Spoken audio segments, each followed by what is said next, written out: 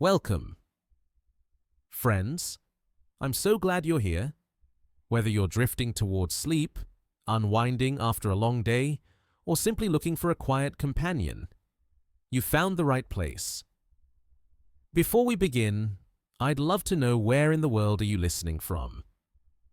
Perhaps you're wrapped in a blanket, sitting by a softly lit window, or resting somewhere under an open sky. Wherever you are, I hope you're warm, comfortable, and ready to wander with me into the invisible river that flows from our sun to the edges of everything we know.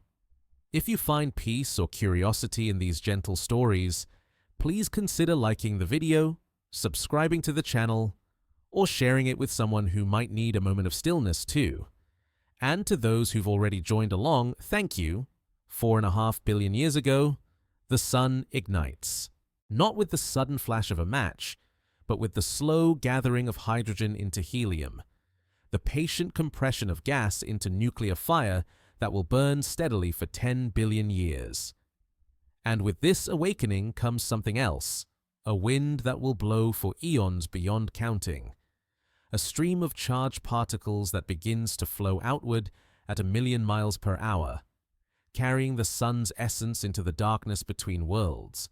The solar wind emerges from the corona, that ethereal atmosphere of superheated plasma that extends millions of miles above the sun's visible surface. Here, temperatures reach 2 million degrees Celsius, so hot that electrons are stripped from atoms, creating a soup of charged particles that the sun's magnetic field can no longer contain.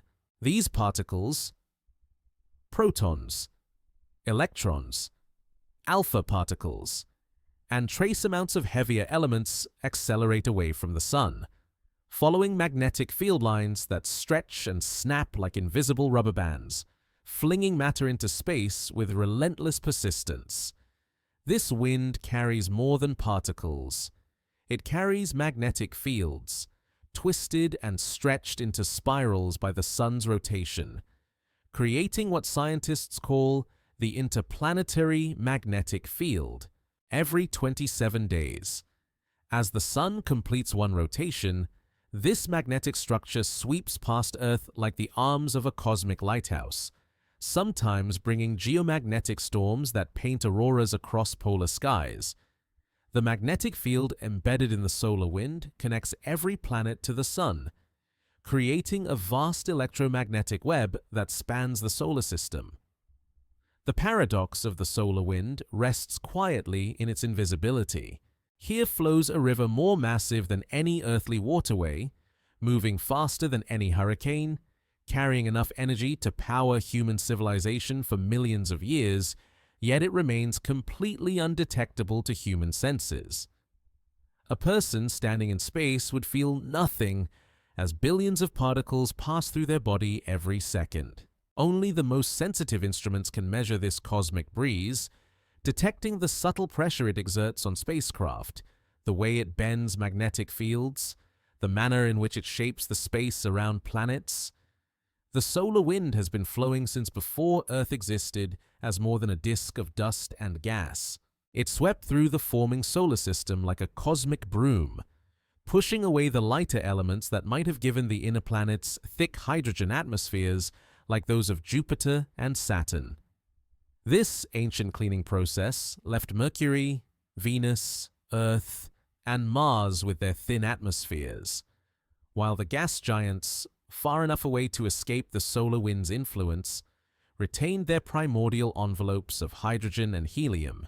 In those early epochs, when Earth was still molten and the moon hung much closer in the sky, the solar wind already carried the same fundamental properties it possesses today. The young sun was more active then, its magnetic field more chaotic, its wind more variable. Solar storms that would dwarf anything recorded in human history swept regularly through the inner solar system. But no life existed yet to witness these cosmic tempests. The solar wind simply flowed, as it had always flowed, creating the first boundary of the sun's domain. This boundary extends far beyond the orbit of Pluto, far beyond the scattered disk of comets and asteroids that mark the outer reaches of the planetary system. Scientists call this region the heliosphere literally. The sphere of the Sun, a vast bubble carved out of interstellar space by the relentless pressure of the solar wind. The heliosphere is not perfectly spherical. It is compressed and elongated by the Sun's motion through the galaxy, creating a teardrop-shaped cavity in the interstellar medium. The solar wind creates this cavity through pure persistence. Every second, the Sun loses approximately 1 million tons of its mass through this stellar exhalation. Yet this seemingly catastrophic loss represents only a tiny fraction of the Sun's total mass. At this rate, the Sun would need to blow for 150 billion years to lose just 1% of itself, a span of time longer than the current age of the universe. The Sun's mass loss through the solar wind is so gradual that it will have no measurable effect on planetary orbits for billions of years. The mystery of the heliosphere's true size and shape persists because its boundary lies so far from Earth. The heliopause, the region where the solar wind finally stops and interstellar space begins, exists somewhere between 80 and 120 astronomical units from the Sun. 1 astronomical unit equals the distance from Earth to the Sun, roughly 93 million miles. At the heliopause, humanity's understanding of local space gives way to the vast unknown of interstellar space. Only 2 spacecraft have ever crossed this boundary and lived to transmit data back to Earth. Voyager 1 and Voyager 2 launched in the 1970s to explore the outer planets, continued outward into interstellar space, becoming humanity's first interstellar ambassadors. Their instruments detected the characteristic changes that mark the heliopause, the sudden drop in solar wind density, the shift in magnetic field orientation, the increase in galactic cosmic rays that the heliosphere normally excludes. The solar wind's interaction with interstellar space creates phenomena that scientists are only beginning to understand.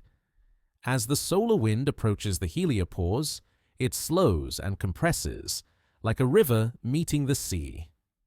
This creates a complex region called the heliosheath, where solar wind particles mix with interstellar particles in ways that generate energetic neutral atoms, particles that carry information about conditions at the edge of the solar system back toward the Sun. These neutral atoms travel in straight lines, unaffected by magnetic fields, carrying news of distant encounters between solar and interstellar matter. When they reach the inner solar system, specialized instruments can detect them, analyzing their energy and direction to reconstruct conditions billions of miles away. It is like reading messages written in the language of atomic motion, deciphering the story of boundaries that exist far beyond direct observation. The solar wind that flows today carries within its structure the memory of the Sun's 11-year magnetic cycle. Every 11 years, the Sun's magnetic field reverses, north becoming south, south becoming north. This reversal propagates outward with the solar wind, creating vast regions of space with opposite magnetic polarity. The boundary between these regions, called the current sheet, ripples through the solar system like a vast cosmic wave, taking years to reach the outer planets. Earth orbits within this river of charged particles, protected by its own magnetic field, which deflects most of the solar wind around the planet like water flowing around a stone. But the interaction between solar wind and terrestrial magnetosphere creates the aurora. Those shimmering curtains of light that dance across polar skies when solar storms disturb the delicate balance between stellar and planetary magnetic fields. The solar wind represents one of the few truly continuous processes in the solar system. Planets orbit, moons' phases wax and wane, seasons change, but the solar wind simply flows, second after second, year after year, epoch after epoch. It has blown past Earth more than 4 billion times as our planet completes its yearly journey around the Sun. It will continue to blow long after Earth's oceans boil away and the last traces of terrestrial life disappear into cosmic silence. Scientists study the solar wind not merely to understand the Sun, but to comprehend the fundamental processes that shape space around every star in the galaxy. The heliosphere serves as a natural laboratory where stellar winds, magnetic fields, and interstellar matter interact in ways that reveal the basic physics of how stars influence their cosmic neighborhoods. Understanding our own heliosphere provides insight into the space environments around other stars, environments that may harbor planets, and perhaps other forms of life. The solar wind moves through space at speeds that dwarf any earthly conception of velocity. Near Earth, this invisible river flows at 300 to 800 kilometers per second, fast enough to circle the planet in minutes, fast enough to travel from New York to Los Angeles in 20 seconds. Yet for all its tremendous speed, the solar wind remains as imperceptible to human senses as the rotation of the Earth itself. Astronauts floating in space feel nothing as trillions of charged particles stream past them every second, each particle carrying a fragment of the Sun's magnetic field toward the outer darkness. This cosmic wind possesses a density so low that it approaches the definition of vacuum. In each cubic centimeter of space near Earth's orbit, the solar wind contains only 5 to 10 particles, a density millions of times thinner than the air humans breathe. By terrestrial standards, this represents a vacuum more perfect than any achieved in Earth-bound laboratories. Yet these few particles, accelerated to enormous velocities, carry enough momentum to exert measurable pressure on spacecraft, enough energy to deflect comet tails, enough magnetic force to trigger geomagnetic storms that can disable satellites and disrupt electrical grids on Earth's surface. The solar wind carries within its structure the fossil remains of the Sun's corona, that shimmering atmospheric layer visible during total solar eclipses. The corona extends outward from the Sun's surface in delicate streamers and loops, shaped by magnetic field lines that emerge from the star's interior like invisible architecture. These magnetic fields guide the solar wind's initial acceleration, channeling particles along specific pathways that determine the wind's density and speed throughout the solar system. Scientists studying the corona have discovered that it contains two distinct types of regions. Coronal holes, areas where magnetic field lines stretch far out into space rather than looping back to the Sun, produce the fastest solar wind streams. These high-speed flows can reach velocities of 800 kilometers per second, racing outward from the Sun like cosmic rivers following magnetic highways. The slower solar wind, moving at 300 to 400 kilometers per second, emerges from regions where magnetic field lines form closed loops, allowing particles to escape only gradually through complex magnetic processes that researchers still work to understand. The paradox of the solar wind's composition reveals itself in careful analysis of its elemental abundances. The wind carries heavier elements in slightly different proportions than those found in the Sun's photosphere, the visible surface layer from which sunlight emerges. Elements like iron, magnesium, and silicon appear enriched in the solar wind relative to lighter elements like hydrogen and helium. This enrichment suggests that the processes accelerating the solar wind preferentially select certain types of particles, though the exact mechanisms remain mysterious. Temperature measurements of the solar wind reveal another puzzle that has intrigued scientists for decades.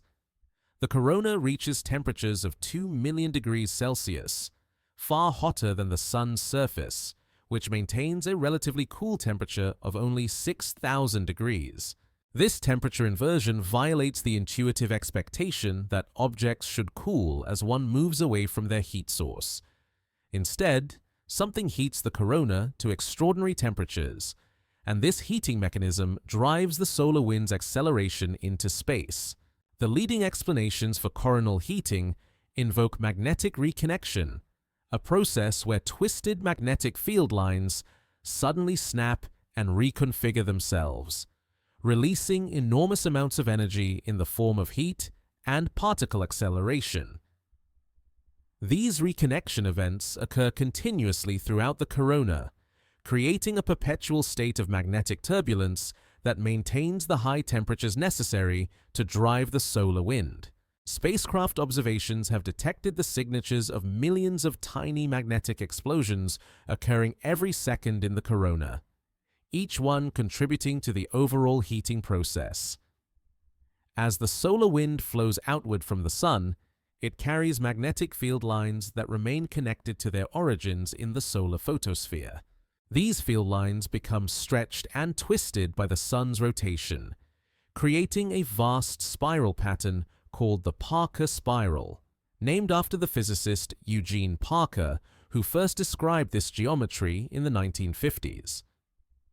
The Parker spiral resembles the water pattern created by a rotating garden sprinkler, with magnetic field lines and solar wind streams following curved paths that reflect the Sun's 27-day rotation period. The Parker spiral creates a complex magnetic architecture throughout the solar system. When Earth encounters different portions of this spiral structure, the planet experiences varying magnetic field orientations and solar wind speeds. Sometimes, Earth finds itself in the wake of a high-speed stream from a coronal hole, experiencing several days of enhanced auroral activity as the fast solar wind compresses the magnetosphere. Other times, the planet encounters the boundaries between fast and slow solar wind streams, regions where particle densities increase and magnetic fields become turbulent. Space weather forecasters monitor the solar wind's properties continuously, using data from spacecraft positioned throughout the solar system to predict conditions that might affect Earth. The Advanced Composition Explorer spacecraft, orbiting at the L1 Lagrange point between Earth and the Sun, provides 30 to 60 minutes of advance warning when potentially harmful solar wind disturbances approach Earth. This early warning system allows operators to protect satellites, power grids, and astronauts from the most severe space weather events. The solar wind's magnetic field carries a memory of the Sun's internal dynamo, the complex process deep within the star that generates solar magnetism. The Sun's dynamo operates on multiple timescales, from the 11-year solar cycle to longer periods of magnetic activity that span centuries or millennia. The solar wind propagates these magnetic changes throughout the solar system, creating a vast record of solar activity that extends far beyond Earth's orbit. During periods of high solar activity, the solar wind becomes more variable and energetic. Solar flares and coronal mass ejections, massive eruptions of magnetized plasma from the Sun's atmosphere, can dramatically enhance the solar wind's speed and density for days at a time.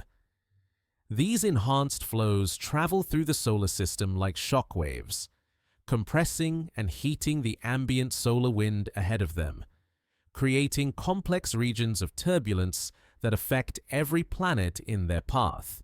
The solar wind's interaction with planetary magnetospheres creates some of the most beautiful phenomena in the solar system. When solar wind particles penetrate Earth's magnetic field and collide with atmospheric atoms, they produce the aurora borealis and aurora australis curtains of green, red, and blue light that dance across polar skies. Similar processes occur at other magnetized planets. Jupiter's powerful magnetic field traps solar wind particles in vast radiation belts that generate radio emissions detectable from Earth, while Saturn's more modest magnetosphere produces smaller auroral displays visible only to spacecraft instruments. Venus and Mars, lacking strong magnetic fields, experience different types of solar wind interactions. The solar wind strikes these planets' atmospheres directly, gradually eroding their atmospheric gases into space over geological time. Venus loses water vapor through this process, while Mars has lost much of its original atmosphere, transforming from a potentially habitable world with liquid water on its surface to the cold, dry planet observed today. Comets provide perhaps the most visible demonstration of the solar wind's presence. When these icy visitors from the outer solar system approach the Sun, solar radiation sublimates their frozen surfaces, creating clouds of gas and dust around their nuclei. The solar wind then sweeps this material away from the comet, creating the characteristic tails that always point away from the Sun regardless of the comet's direction of motion. Comet tails serve as cosmic windsocks, revealing the solar wind's direction and intensity through their shape and orientation. The solar wind represents one of the few phenomena that connects every world in the solar system through a single continuous process. From Mercury, where the wind arrives after only days of travel from the Sun, to the outer reaches beyond Pluto, where the same particles finally encounter interstellar space after decades of journey. The solar wind provides a common thread that links all planetary environments within the Sun's domain. Research spacecraft have measured the solar wind's properties throughout the solar system, revealing how this stellar exhalation changes as it expands into the vacuum of space. Near the Sun, the wind remains hot and dense, but as it flows outward, it cools and thins, eventually becoming indistinguishable from the interstellar medium at the heliopause. This transformation occurs so gradually that detecting the exact boundary where solar wind ends and interstellar space begins requires extraordinarily sensitive instruments capable of measuring particle densities and magnetic field orientations with extreme precision. Somewhere between 80 and 120 astronomical units from the Sun, a distance so vast that light from our star takes 11 to 17 hours to travel there, the solar wind encounters something it has never met in its 4 billion-year journey outward. Here, in the cold emptiness beyond Pluto's orbit, the relentless stream of charged particles that has flowed unchecked since leaving the Sun's corona finally meets its match, the interstellar medium. That thin soup of gas and dust that fills the spaces between stars. This encounter creates the heliopause, a boundary so subtle that it exists more as a gradual transition than a sharp wall. The heliopause marks the edge of the Sun's gravitational and magnetic influence, the place where our solar system ends and the galaxy truly begins. Yet, this boundary remains invisible to optical telescopes, undetectable by radio waves, and measurable only by the most sophisticated particle detectors carried aboard spacecraft that have ventured farther from Earth than any human-made object has ever traveled. The interstellar medium that halts the solar wind consists primarily of hydrogen atoms, with trace amounts of helium and heavier elements forged in the nuclear furnaces of long-dead stars. This interstellar material maintains a density of only 1 atom per cubic centimeter, a vacuum more perfect than any achieved in terrestrial laboratories, yet dense enough to eventually stop the solar wind through pure persistence.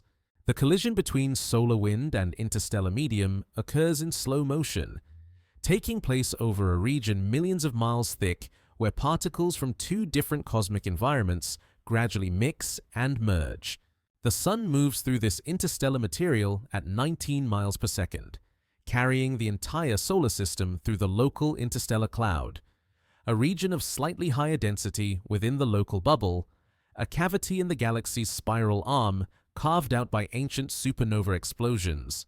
This motion shapes the heliosphere into an elongated bubble rather than a perfect sphere, compressed in the direction of the Sun's travel and stretched into a long tail extending hundreds of astronomical units in the opposite direction. Scientists studying the heliopause face the peculiar challenge of investigating a boundary that lies farther from Earth than any planet, asteroid, or comet. The round-trip time for radio signals to reach the heliopause and return to Earth exceeds 24 hours, making real-time communication impossible. Instead, researchers must rely on computer models, indirect observations, and the sparse data transmitted by the two Voyager spacecraft, humanity's only direct ambassadors to interstellar space. The Voyager missions, launched in 1977 to explore the outer planets, have provided the most detailed information about conditions near the heliopause. Voyager 1 crossed into interstellar space in August 2012, followed by Voyager 2 in November 2018.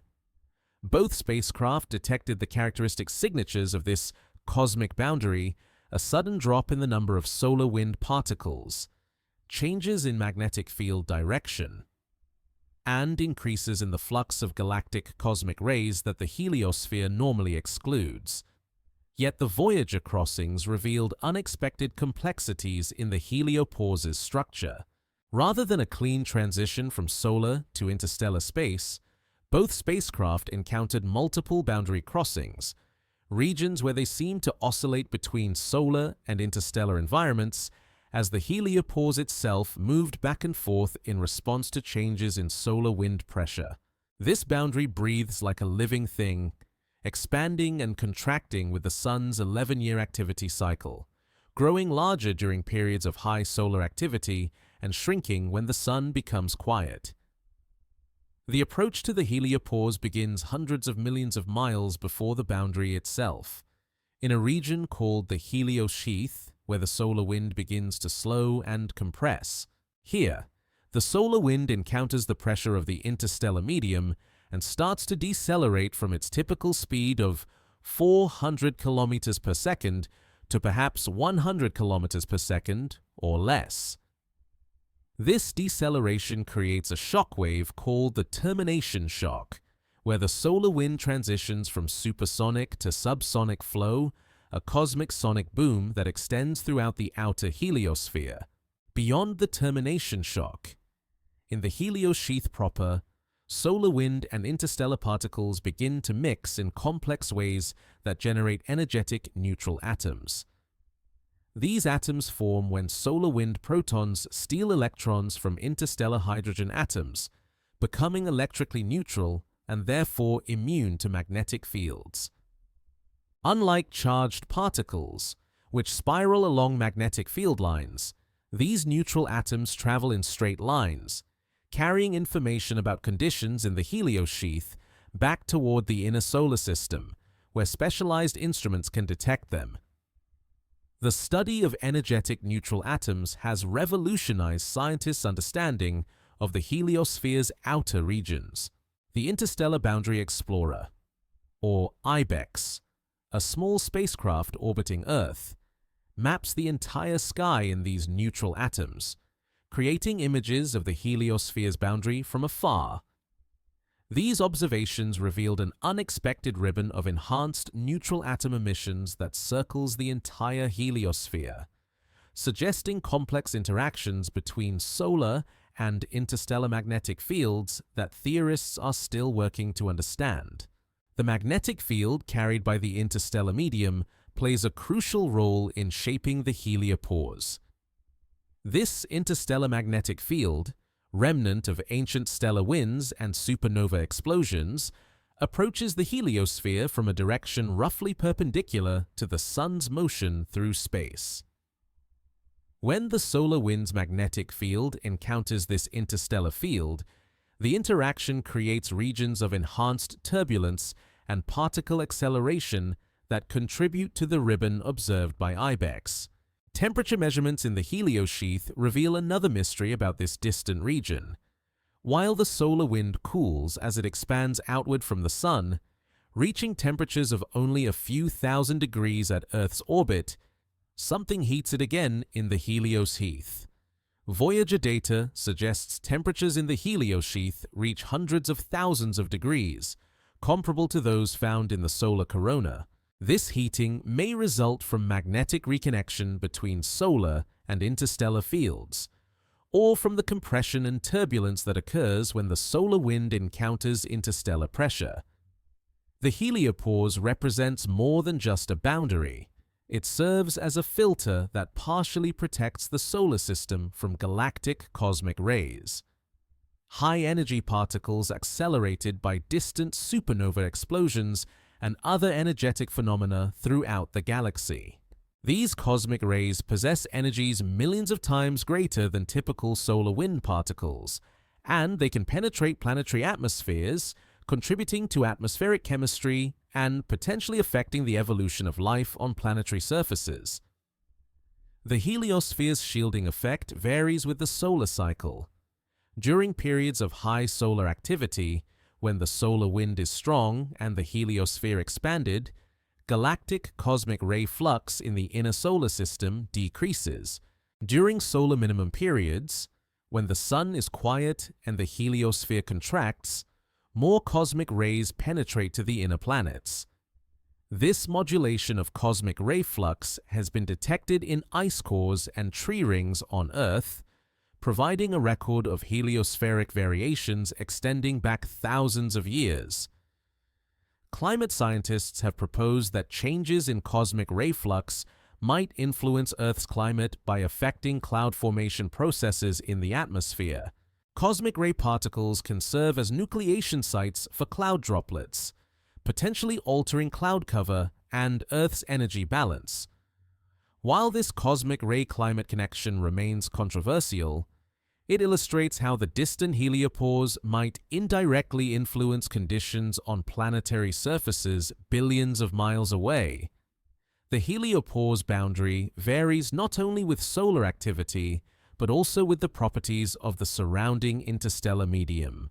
As the solar system moves through the galaxy, it encounters regions of different density, temperature, and magnetic field strength.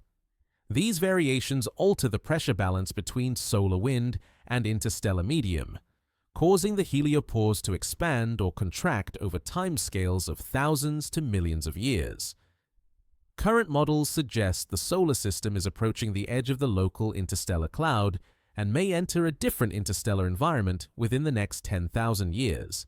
This transition could significantly alter the heliosphere's size and shape, potentially allowing more cosmic radiation to reach the inner solar system with unknown consequences for planetary atmospheres and the evolution of life. The invisibility of the heliopause makes it one of the most challenging boundaries in the solar system to study. Unlike planetary surfaces, which reflect sunlight and can be observed with telescopes, or planetary magnetospheres, which emit radio waves detectable from Earth, the heliopause reveals itself only through subtle changes in particle populations and magnetic field orientations measurable solely by spacecraft instruments operating at the very limits of detection sensitivity. In the summer of 1977, when disco music filled dance floors and personal computers existed only in the imaginations of a few visionaries, two identical spacecraft launched from Cape Canaveral on trajectories that would carry them farther from Earth than any human-made object had ever ventured. Voyager 1 and Voyager 2 began their journeys with a mission to explore Jupiter and Saturn, but the laws of orbital mechanics and the persistence of nuclear-powered instruments would transform these planetary explorers into humanity's first interstellar ambassadors. The Voyager spacecraft carry within their aluminum frames a technological snapshot of late 20th century engineering computers with less processing power than a modern digital watch, tape recorders that store data on magnetic reels, and radio transmitters that broadcast across the solar system with less power than a household light bulb. Yet, these seemingly primitive systems have operated continuously for more than 4 decades, surviving radiation, cosmic impacts, and the profound cold of interstellar space while maintaining contact with Earth across distances that stretch the very concept of communication.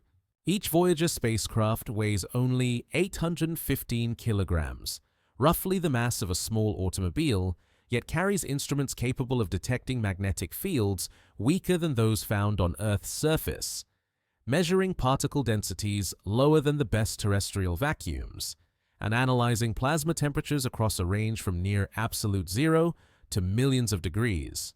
These instruments continue to function in an environment where the Sun appears as merely the brightest star in a sky filled with stellar neighbors, where Earth's radio signals arrive so weak that detecting them requires some of the most sensitive receivers ever constructed. The journey to interstellar space required patience measured in decades. After completing their primary missions to the outer planets in the 1980s, both Voyager spacecraft continued outward, powered by radioisotope thermoelectric generators that convert the heat from decaying plutonium into electrical power. These nuclear batteries lose strength gradually as their radioactive fuel decays, providing less power each year but maintaining enough electrical current to operate essential instruments and maintain communication with Earth well into the 2020s.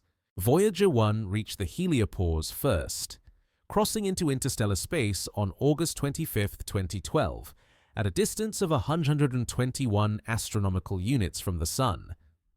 The crossing revealed itself not through dramatic changes, but through subtle shifts in the spacecraft's measurements. The number of solar wind particles detected by Voyager's instruments dropped suddenly to nearly zero, while the count of higher-energy galactic cosmic rays increased correspondingly. The magnetic field, which had maintained the characteristic spiral pattern impressed by the Sun's rotation, gradually shifted to a new orientation reflecting the interstellar environment. The transition occurred over several months rather than minutes, suggesting that the heliopause boundary itself moves back and forth in response to pressure variations in both the solar wind and the interstellar medium.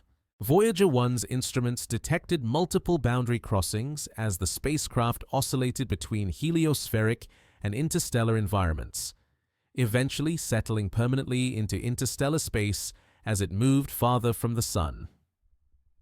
Voyager 2 followed a different trajectory through the outer solar system, using gravitational assists from Jupiter, Saturn, Uranus, and Neptune to reach interstellar space 6 years after its twin. On November 5, 2018, at a distance of 119 astronomical units from the Sun, Voyager 2's instruments registered the characteristic signature of heliopause crossing. Remarkably, despite following different paths through the outer heliosphere, both spacecraft detected similar boundary conditions, confirming theoretical predictions about the heliopause's basic properties. The data transmitted by both Voyager spacecraft revealed unexpected complexities in the heliosphere's outer structure. Scientists had predicted a relatively simple boundary where solar wind pressure balanced interstellar pressure, but the actual heliopause showed evidence of magnetic reconnection, turbulence, and particle acceleration processes that continue to challenge theoretical understanding. The boundary appeared thicker than expected, with transition zones extending millions of miles rather than the sharp discontinuity that some models had predicted. Communication with the Voyager spacecraft requires extraordinary patience and precision. Radio signals traveling at the speed of light take more than 20 hours to reach Voyager 1 and return to Earth, making real-time control impossible.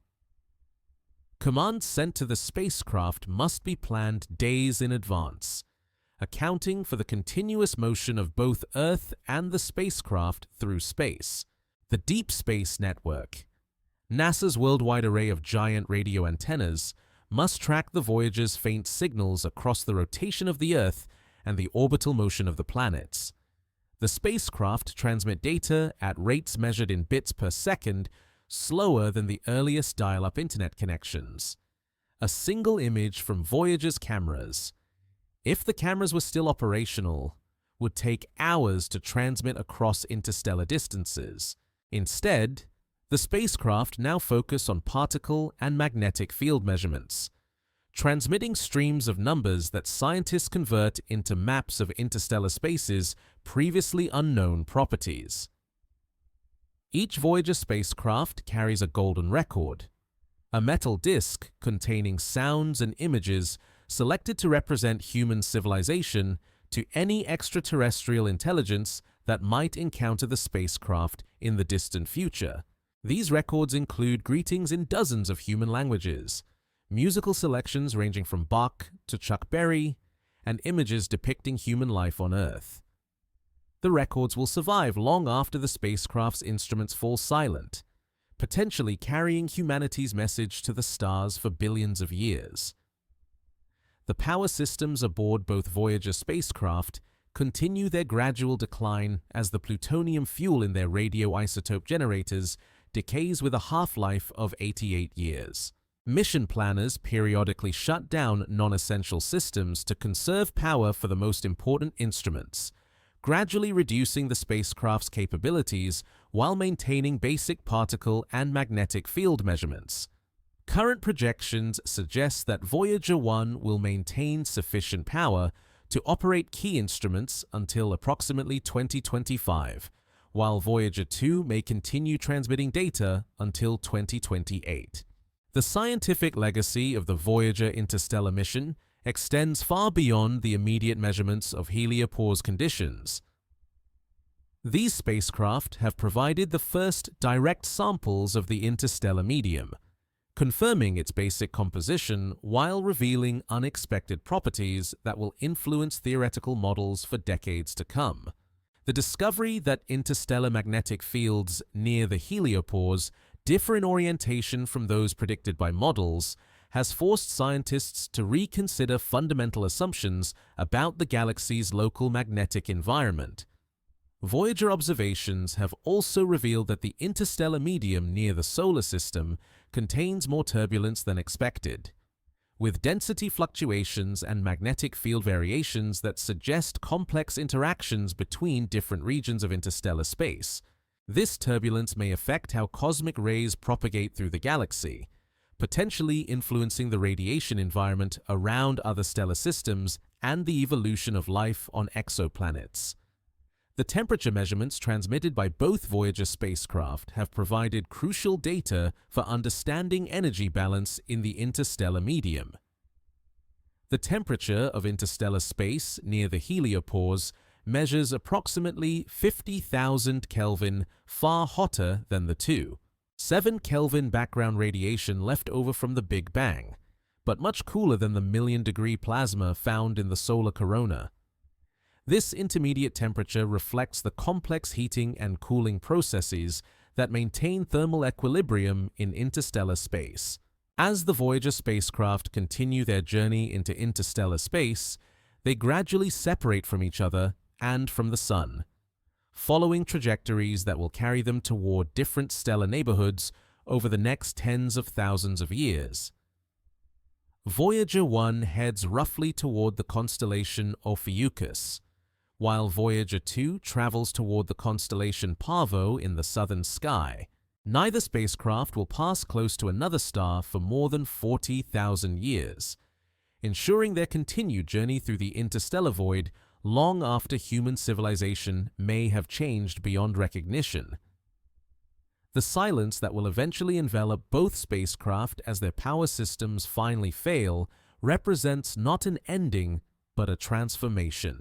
The Voyagers will become humanity's first artificial interstellar objects, joining the cosmic debris of countless other civilizations that may have launched their own exploratory missions into the galaxy's vast spaces. They carry with them not only scientific instruments and golden records, but also the testament of a species that looked outward from its small planet and chose to explore the darkness between the stars. High above Earth's atmosphere, beyond the protective embrace of the planet's magnetic field, space fills with particles moving at velocities that approach the speed of light itself.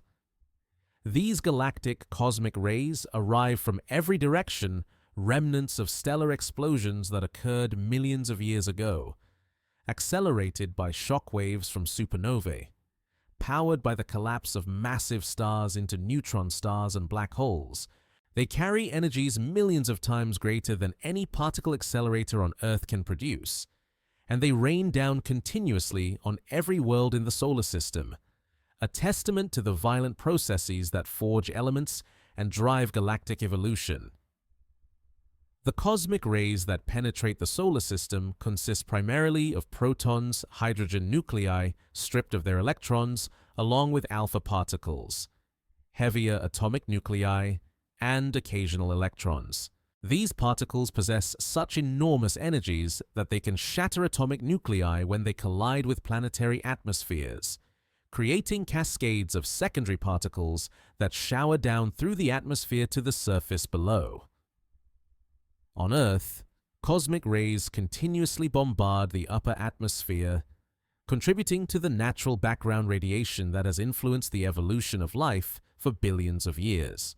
The journey of cosmic rays from their sources to the solar system spans thousands of years and countless light-years of space.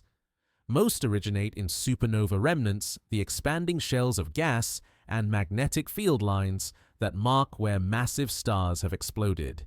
These stellar deaths release energies equivalent to the total power output of the Sun over its entire 10 billion-year lifetime, concentrated into explosions that last only seconds, but whose shock waves continue expanding through interstellar space for hundreds of thousands of years. Within these expanding supernova remnants, magnetic field lines become twisted and compressed, creating natural particle accelerators of extraordinary power. Charged particles bounce back and forth across shock fronts, gaining energy with each crossing until they escape into interstellar space at velocities approaching the fundamental speed limit of the universe.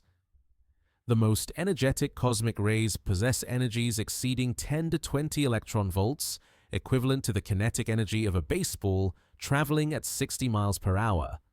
Concentrated in a single atomic nucleus smaller than a proton, the solar system's motion through the galaxy carries it through regions of varying cosmic ray density, creating long-term changes in the radiation environment around Earth and other planets. When the solar system passes through the spiral arms of the Milky Way galaxy, where supernova explosions occur more frequently, cosmic ray fluxes increase. During the long journeys between spiral arms, cosmic ray intensities diminish as the solar system moves through regions of interstellar space that have experienced fewer recent stellar explosions. The Sun provides partial protection from galactic cosmic rays through the heliosphere, the vast magnetic bubble carved out of interstellar space by the solar wind. This heliospheric shield deflects lower energy cosmic rays, preventing them from reaching the inner solar system. The strength of this shielding varies with the 11-year solar cycle during periods of high solar activity. When the solar wind is strong and the heliosphere expanded, fewer cosmic rays penetrate to Earth's orbit. During solar minimum periods, when the Sun's magnetic activity wanes, the heliosphere contracts and more cosmic rays reach the inner planets. Scientists studying cosmic rays face the peculiar challenge of investigating particles that arrive from random directions at unpredictable times. Unlike the steady flow of solar wind particles, cosmic rays arrive sporadically, with higher energy events occurring less frequently than lower energy ones. The most energetic cosmic rays, those with energies exceeding 10 mole 19 electron volts, strike Earth's atmosphere only once per square kilometer per century, requiring enormous detector arrays to capture even a few events per year. The Pierre Auger Observatory in Argentina covers 3,000 square kilometers with more than 1,600 detector stations, each separated by 1.5 kilometers, creating the largest cosmic ray detector ever built. When an ultra-high-energy cosmic ray strikes Earth's atmosphere above this array, it creates an air shower containing billions of secondary particles that spread across dozens of detector stations simultaneously. By measuring the arrival times and particle densities at multiple stations, scientists can reconstruct the energy and direction of the original cosmic ray with remarkable precision. The mystery of cosmic ray origins deepens with increasing particle energy. While lower energy cosmic rays clearly originate in supernova remnants within our galaxy, the sources of the most energetic particles remain unknown. These ultra-high-energy cosmic rays possess so much energy that they should not be able to travel far through the universe. They should interact with the cosmic microwave background radiation, losing energy through a process called the GZK cutoff, named after the physicists who predicted this effect.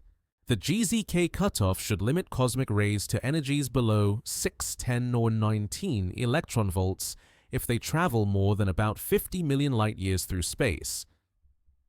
Yet cosmic ray observatories detect particles with energies well above this theoretical limit, suggesting either that the most energetic cosmic rays originate relatively nearby within about 100 million light-years of Earth, or that some unknown physics allows them to retain their energy over much greater distances. Possible sources for these ultra-high-energy cosmic rays include active galactic nuclei, supermassive black holes at the centers of galaxies that accelerate matter to tremendous velocities as it spirals inward toward the event horizon. Other candidates include gamma-ray bursts, the most energetic explosions in the universe, which occur when massive stars collapse or when neutron stars merge. Some theoretical models suggest that cosmic rays might originate in the decay of exotic particles left over from the Big Bang, relics of the universe's earliest moments that finally decay after billions of years. The interaction between cosmic rays and Earth's atmosphere creates a natural laboratory for studying particle physics at energies unattainable by human-built accelerators. When a cosmic ray proton strikes an atmospheric nucleus, the collision produces showers of exotic particles, including muons, pions, and kaons that exist for only microseconds before decaying into more stable forms. These cosmic ray interactions provided the first evidence for many fundamental particles, including muons and pions, decades before particle accelerators could produce them artificially. Cosmic rays influence Earth's climate in subtle but potentially significant ways. When cosmic ray particles collide with atmospheric molecules, they create ions that can serve as condensation nuclei for cloud droplets. Some scientists have proposed that variations in cosmic ray flux, modulated by solar activity and the solar system's motion through the galaxy, might affect global cloud cover and therefore Earth's energy balance and climate. The cosmic ray climate connection remains controversial because the proposed effects are small compared to other climate-forcing mechanisms. But ice core and tree ring records suggest correlations between cosmic ray flux and certain climate indicators over time scales ranging from decades to millennia. During periods when the solar system passes through dense interstellar clouds, increased cosmic ray fluxes might contribute to ice age conditions, while passages through low-density regions might coincide with warmer climatic periods. Mars, lacking Earth's strong magnetic field and thick atmosphere, experiences much higher cosmic ray fluxes at its surface. Rovers operating on the Martian surface detect cosmic ray impacts continuously, and these impacts contribute to the planet's hostile radiation environment. Any future human explorers of Mars will need protection from cosmic rays, which pose health risks during both the journey to Mars and extended stays on the planet's surface. The Curiosity rover, operating on Mars since 2012, carries a radiation assessment detector that continuously monitors cosmic ray impacts. These measurements have revealed that cosmic ray fluxes at Mars vary with both solar activity and seasonal changes in the planet's atmosphere. During Martian winter, when atmospheric pressure drops, more cosmic rays reach the surface. During dust storms, when atmospheric density increases, cosmic ray fluxes decrease slightly as the thicker atmosphere provides additional shielding. Jupiter's powerful magnetic field traps lower energy cosmic rays, creating intense radiation belts around the planet that pose challenges for spacecraft exploration. The Galileo orbiter, which operated at Jupiter from 1995 to 2003, experienced significant radiation damage from trapped cosmic ray particles, gradually losing sensitivity in its instruments and eventually suffering complete failure of several systems. Future missions to Jupiter must account for this radiation environment in their design and operational planning. The study of cosmic rays extends beyond their immediate effects on planetary environments to their role in galactic evolution. Cosmic rays carry energy away from supernova remnants, distributing the products of stellar nucleosynthesis throughout interstellar space. They also provide pressure that helps support molecular clouds against gravitational collapse, potentially influencing star formation rates throughout galactic history. As the solar system continues its journey around the galaxy, cosmic ray fluxes will continue to vary on timescales ranging from years to millions of years. The heliosphere will expand and contract with solar activity. The solar system will pass through different regions of interstellar space with varying cosmic ray densities, and the galaxy itself will evolve as new supernovae create fresh sources of high-energy particles, while old supernova remnants fade into the interstellar background. 1 million miles from Earth, in a region of space where the gravitational pull of our planet precisely balances that of the Sun, a new spacecraft settles into its perpetual orbit around an invisible point in the void. This location, known as the first Lagrange point, or L1, represents one of 5 gravitational oases in the Earth-Sun system, where the competing forces of 2 massive bodies create zones of relative stability. Here, spacecraft can maintain their positions with minimal fuel consumption, suspended between worlds in a cosmic equilibrium that the 18th century mathematician Joseph Louis Lagrange first described in his investigations of celestial mechanics. The Interstellar Mapping and Acceleration Probe IMAP arrives at L1 in 2025 after a journey of several months from Earth, carrying instruments designed to peer into the deepest reaches of the heliosphere and beyond. Unlike the Voyager spacecraft, which carry their laboratories on one-way journeys into interstellar space, IMAP remains stationary relative to the Sun and Earth, using remote sensing techniques to study the boundary regions that lie billions of miles away. From its position at L1, the spacecraft can observe the entire sky continuously, mapping the invisible interactions between solar wind and interstellar matter. L1 offers unique advantages for studying the heliosphere because it lies directly between Earth and the Sun, allowing IMAP to monitor the solar wind before it reaches our planet while simultaneously observing neutral atoms that carry information from the heliosphere's distant boundaries. The spacecraft orbits L1 in a large halo pattern, completing one circuit every 6 months while maintaining an unobstructed view of both the Sun and the surrounding cosmos. This orbital geometry ensures that Earth never blocks IMAP's view of the regions it studies, allowing continuous observations throughout the year. The journey to L1 requires precise navigation through gravitational fields that change continuously as Earth and the Moon orbit the Sun. Spacecraft bound for L1 must time their departure to arrive when the gravitational balance point occupies the correct position relative to their scientific objectives. The trajectory involves complex orbital mechanics, with the spacecraft following a path that curves through space under the influence of multiple gravitational bodies before settling into its final orbit around the Lagrange point. IMAP carries 10 scientific instruments, each designed to detect different aspects of the heliosphere's invisible structure. The spacecraft's primary sensors can detect energetic neutral atoms with extraordinary sensitivity, measuring particles so sparse that only a few strike each square centimeter of a detector surface per second. These atoms travel in straight lines from their points of origin, unaffected by magnetic fields, carrying direct samples of conditions in regions where solar wind encounters interstellar matter.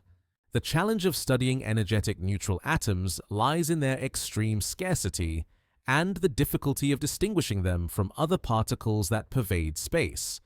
IMAP's detectors must operate in an environment filled with solar wind particles, cosmic rays, and various forms of electromagnetic radiation, while isolating the faint signal of neutral atoms arriving from the heliosphere's boundaries. The instruments achieve this selectivity through sophisticated techniques that measure particle mass, energy, and charge simultaneously, allowing scientists to identify neutral atoms among the background of charged particles. Temperature control presents another engineering challenge for spacecraft operating at L1. Without the moderating influence of Earth's atmosphere, IMAP experiences extreme temperature variations as different parts of the spacecraft face toward or away from the Sun. The spacecraft's instruments must maintain stable operating temperatures despite these thermal extremes, using a combination of passive thermal design and active heating systems powered by solar arrays that track the Sun's position continuously. Communication with IMAP requires the Deep Space Network, the same system of large radio antennas that maintains contact with the Voyager spacecraft and other deep space missions. From L1 radio signals take several seconds to reach Earth, making real-time control possible but requiring careful coordination to avoid interference with other spacecraft communications. IMAP transmits data continuously, sending streams of particle measurements and instrument status information that scientists on Earth analyze to construct maps of the heliosphere's invisible structure. The spacecraft's solar arrays generate electrical power from sunlight that has traveled 93 million miles from the Sun's fusion core to reach the photovoltaic cells that convert photons into electrons. At L1, solar radiation arrives with the same intensity as at Earth's orbit, providing sufficient power to operate all of IMAP's instruments continuously. The spacecraft's power system must account for the gradual degradation of solar cells exposed to cosmic radiation, with engineers designing the arrays to provide adequate power throughout the mission's planned duration. IMAP's mission timeline spans at least 5 years, with the possibility of extended operations if the spacecraft systems remain healthy and funding continues. During this period, the spacecraft will observe the entire heliosphere through multiple solar cycles, detecting changes in boundary conditions as solar activity waxes and wanes. These long-term observations will provide the first comprehensive view of how the heliosphere responds to variations in solar wind pressure and magnetic field orientation. The data collected by IMAP will complement measurements from other heliosphere missions, including the Parker Solar Probe, which flies closer to the Sun than any previous spacecraft, and Solar Orbiter, which studies the Sun's poles and the three-dimensional structure of the solar wind. Together, these missions create a network of observations spanning from the Sun's corona to the edge of interstellar space, providing multiple perspectives on the processes that shape our cosmic neighborhood. IMAP's orbital position at L1 places it in the path of coronal mass ejections and other solar disturbances that can affect spacecraft operations. When the Sun erupts, sending billions of tons of magnetized plasma racing through the solar system, IMAP experiences these events directly, providing early warning for Earth-based systems while conducting scientific observations of space weather phenomena. The spacecraft must survive these intense radiation environments while continuing to collect data on the enhanced particle fluxes that accompany major solar storms. The spacecraft's instruments can detect neutral atoms with energies ranging from a few electron volts to several thousand electron volts, covering the energy spectrum of particles produced when solar wind encounters interstellar matter. Lower energy atoms provide information about conditions in the outer heliosheath, near the heliopause boundary, while higher energy atoms reveal processes occurring deeper within the heliosphere where solar wind pressure remains strong. Calibrating IMAP's instruments presents unique challenges because the particles they detect cannot be reproduced in terrestrial laboratories with sufficient accuracy. Engineers must rely on computer simulations and theoretical models to understand how the instruments respond to different types of particles, then verify their calibrations using astronomical sources of known particle fluxes. This calibration process continues throughout the mission as scientists compare IMAP's measurements with observations from other spacecraft and ground-based facilities. The mission's scientific objectives extend beyond mapping the heliosphere to understanding fundamental processes of cosmic ray acceleration, magnetic reconnection, and plasma physics that occur throughout the universe. The heliosphere serves as a natural laboratory where these processes can be studied in detail, providing insights into similar phenomena occurring around other stars and in interstellar space. IMAP's observations will contribute to theoretical models of how stellar winds interact with interstellar matter throughout the galaxy.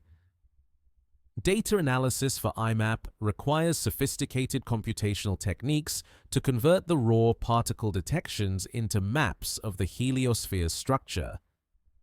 Scientists must account for the spacecraft's motion, the varying sensitivity of different instruments, and the complex trajectories that neutral atoms follow from their sources to the detectors. The resulting maps reveal the three-dimensional shape of the heliosphere and the processes occurring at its boundaries, information that remains impossible to obtain through any other observational technique. The longevity of IMAP's mission depends on the continued operation of its instruments in the harsh environment of interplanetary space. Cosmic rays gradually damage electronic components, solar wind particles erode detector surfaces, and thermal cycling stresses mechanical systems. Engineers design spacecraft for these conditions, but the actual lifetime of any deep space mission depends on factors that cannot be fully predicted before launch. IMAP's designers have incorporated redundancy and fault tolerance into critical systems, increasing the likelihood that the mission will achieve its scientific objectives even if some components fail. As IMAP settles into its operational routine at L1, it joins a small fleet of spacecraft studying the Sun-Earth system from various vantage points. The Solar and Heliospheric Observatory has operated at L1 since 1996, providing continuous observations of solar activity and coronal mass ejections. The Advanced Composition Explorer, also at L1, measures solar wind properties and provides space weather warnings. Together, these missions create a comprehensive monitoring system for the space environment that affects both robotic spacecraft and human activities in space. The instruments aboard IMAP must detect particles so elusive that they barely interact with matter, yet carry within their silent flight paths the secrets of regions billions of miles from Earth. These energetic neutral atoms arrive at the spacecraft's detectors like cosmic whispers, invisible messengers that have traveled for years or decades from the distant boundaries where solar wind encounters interstellar space. Each atom represents a collision that occurred in the helios sheath, where charged particles from the Sun meet neutral hydrogen from interstellar space in processes that transform the electrical nature of matter itself. When a solar wind proton encounters a neutral hydrogen atom in the outer heliosphere, it can steal an electron through a process called charge exchange, becoming electrically neutral while the hydrogen atom becomes ionized. This transformation fundamentally changes the particle's behavior. The newly neutral atom no longer responds to magnetic fields and begins traveling in a straight line toward whatever lies in its path, while the newly charged hydrogen atom joins the solar wind's magnetic dance. These charge exchange reactions occur continuously throughout the helios sheath, creating a steady flux of neutral atoms that stream outward from the heliosphere's boundary regions. The neutral atoms that reach IMAP carry information encoded in their energy and direction of arrival. Higher energy atoms originate from regions where solar wind pressure remains strong, while lower energy atoms come from areas where the solar wind has been decelerated by interstellar pressure. The direction from which atoms arrive reveals the location of their birth, allowing scientists to construct maps of the heliosphere's three-dimensional structure by analyzing thousands of individual particle detections over months and years of observation. Detecting these neutral atoms requires instruments of extraordinary sensitivity because their flux density remains incredibly low. Even in the most active regions of the Helios heath, only a few neutral atoms pass through each square centimeter of space per second. IMAP's detectors must distinguish these rare events from the much more abundant background of solar wind particles, cosmic rays, and other charged particles that pervade the space environment. The instruments achieve this discrimination through sophisticated techniques that simultaneously measure each particle's mass, energy, velocity, and charge state. The primary neutral atom detector aboard IMAP operates on principles similar to those used in mass spectrometers, but adapted for the unique challenges of space-based particle detection. When a neutral atom enters the instrument, it first passes through an ionization chamber where it collides with a thin foil or gas, stripping away electrons and converting the neutral atom back into a charged ion. This ion then travels through electric and magnetic fields that separate particles by their mass-to-charge ratio and energy, allowing the instrument to identify the original atom species and measure its energy with high precision. Calibrating these instruments presents unique challenges because the particles they detect cannot be reproduced accurately in terrestrial laboratories. Engineers must rely on theoretical models and computer simulations to predict how the instruments will respond to different types of neutral atoms, then verify their calibrations using astronomical sources of known particle fluxes. This calibration process continues throughout the mission as scientists compare IMAP's measurements with observations from other spacecraft and refine their understanding of instrument responses. The measurement of neutral atom directions requires precise knowledge of the spacecraft's orientation in space, achieved through a combination of star trackers, sun sensors, and inertial measurement units. These navigation instruments must maintain accuracy to within small fractions of a degree to ensure that scientists can correctly map the origins of detected neutral atoms. Any uncertainty in spacecraft pointing translates directly into uncertainty about the locations of processes occurring in the distant Helios sheath. Background radiation from cosmic rays presents another significant challenge for neutral atom detection.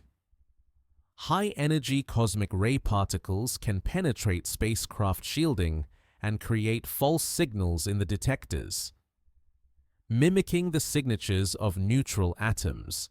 IMAP's instruments include sophisticated background rejection systems that identify and discard cosmic ray events, but some contamination remains unavoidable. Scientists must carefully analyze their data to separate genuine neutral atom detections from cosmic ray background, a process that requires detailed understanding of both the instrument responses and the cosmic ray environment. The time variability of neutral atom fluxes provides additional information about dynamic processes in the heliosphere. Because neutral atoms travel at finite velocities, taking years to journey from the Helios sheath to IMAP's detectors, the spacecraft observes events that occurred in the distant heliosphere at earlier times. Changes in solar wind conditions propagate outward from the Sun, reach the Helios sheath, generate enhanced neutral atom production through increased charge exchange rates, and eventually appear as increased neutral atom fluxes at IMAP's location. This time, delay creates a complex relationship between solar activity and neutral atom observations. A solar storm that enhances the solar wind today will not affect neutral atom production in the Helios sheath for several years, and the resulting neutral atoms will not reach IMAP's detectors for several additional years. Scientists studying IMAP's data must account for these time delays when correlating neutral atom measurements with solar activity, creating temporal maps that connect present observations with past solar conditions.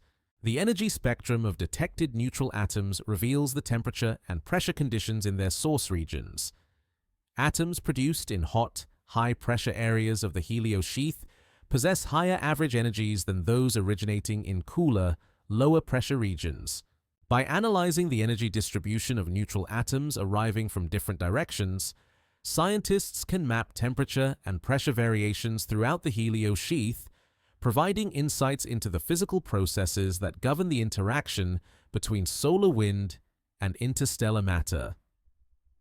IMAP's neutral atom detectors can distinguish between hydrogen and helium atoms, the two most abundant species in both the solar wind and the interstellar medium. The ratio of hydrogen to helium neutral atoms provides information about the composition of the interstellar medium in the Sun's immediate galactic neighborhood, data that complement observations of interstellar absorption lines in the spectra of nearby stars. These measurements help astronomers understand the structure and evolution of the local interstellar cloud through which the solar system currently travels. The angular resolution of IMAP's neutral atom imaging system allows scientists to identify structures in the heliosphere with spatial scales of several astronomical units.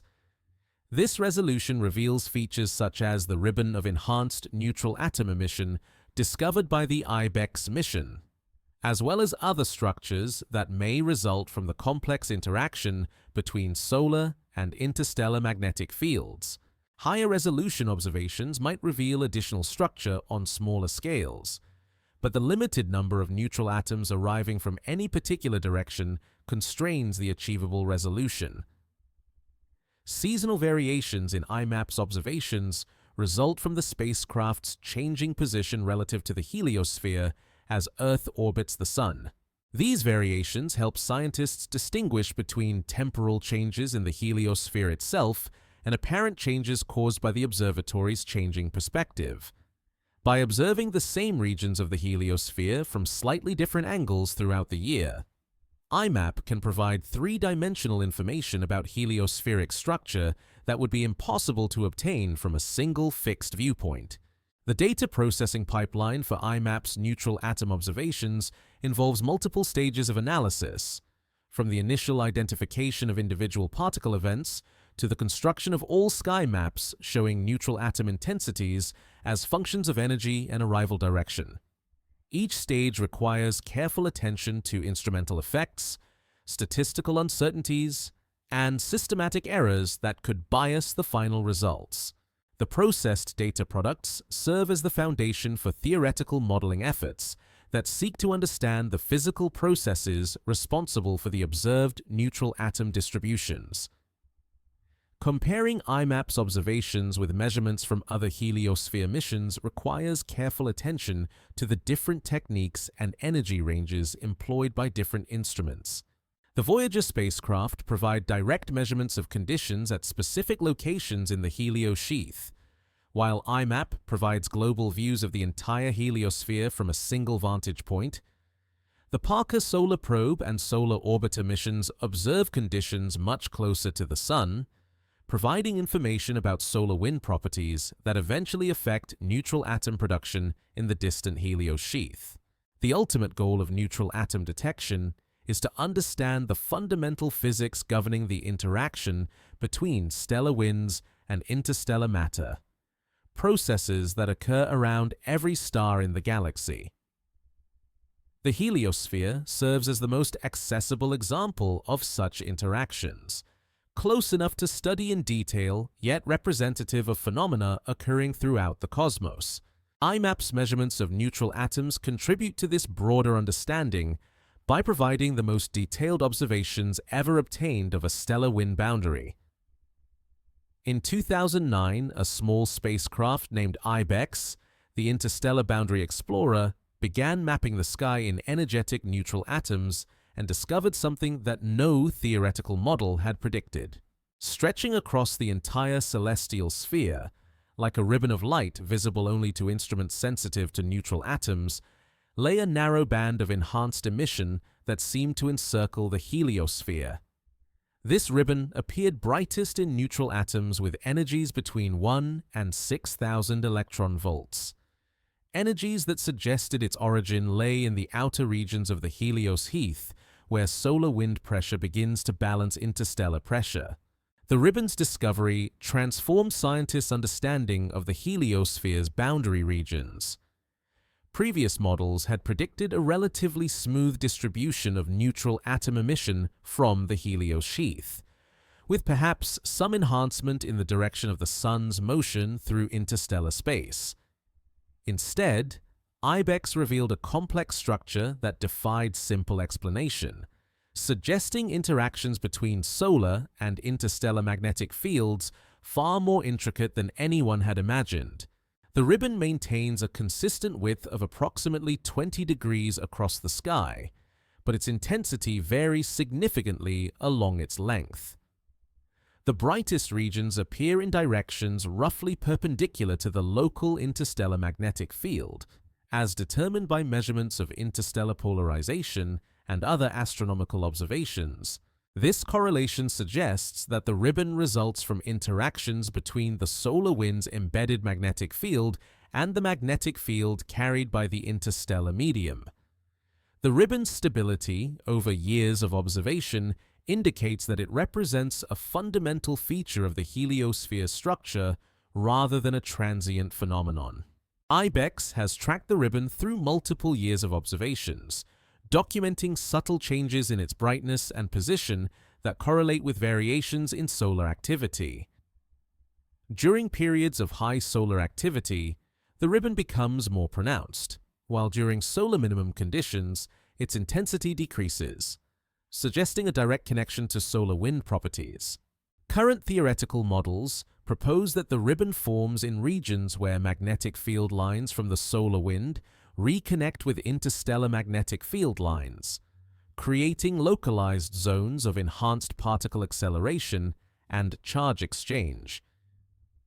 This magnetic reconnection process occurs when field lines with opposite orientations encounter each other and suddenly reconfigure, releasing stored magnetic energy in the form of particle acceleration and heating. The reconnection sites act as sources of energetic neutral atoms that stream back toward the inner solar system where IBEX and IMAP can detect them. The geometry of the ribbon provides clues about the three-dimensional structure of magnetic fields in the outer Helios sheath. If the interstellar magnetic field maintains a relatively uniform orientation over the scale of the heliosphere, then regions where solar wind magnetic field lines align anti-parallel to the interstellar field would favor magnetic reconnection. The ribbon's arc across the sky maps these reconnection regions, providing a view of magnetic field geometry that extends far beyond the reach of direct spacecraft measurements.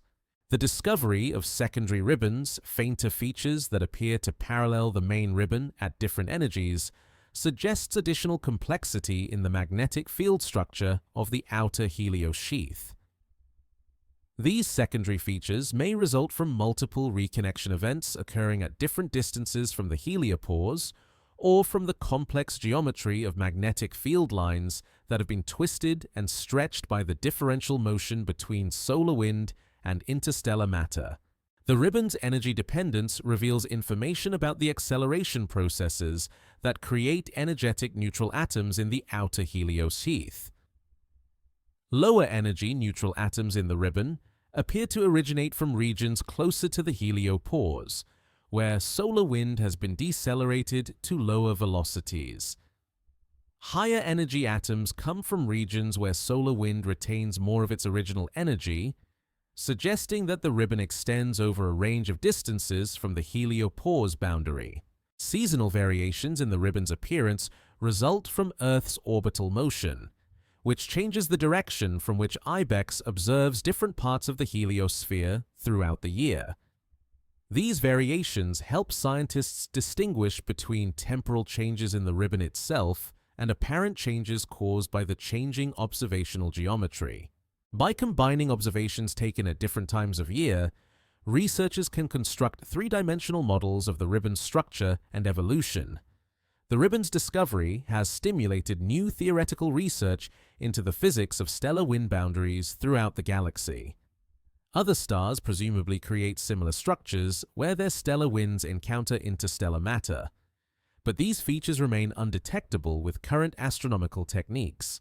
The heliosphere serves as the only accessible example of such phenomena, making the ribbon's detailed study crucial for understanding how stars influence their local interstellar environments.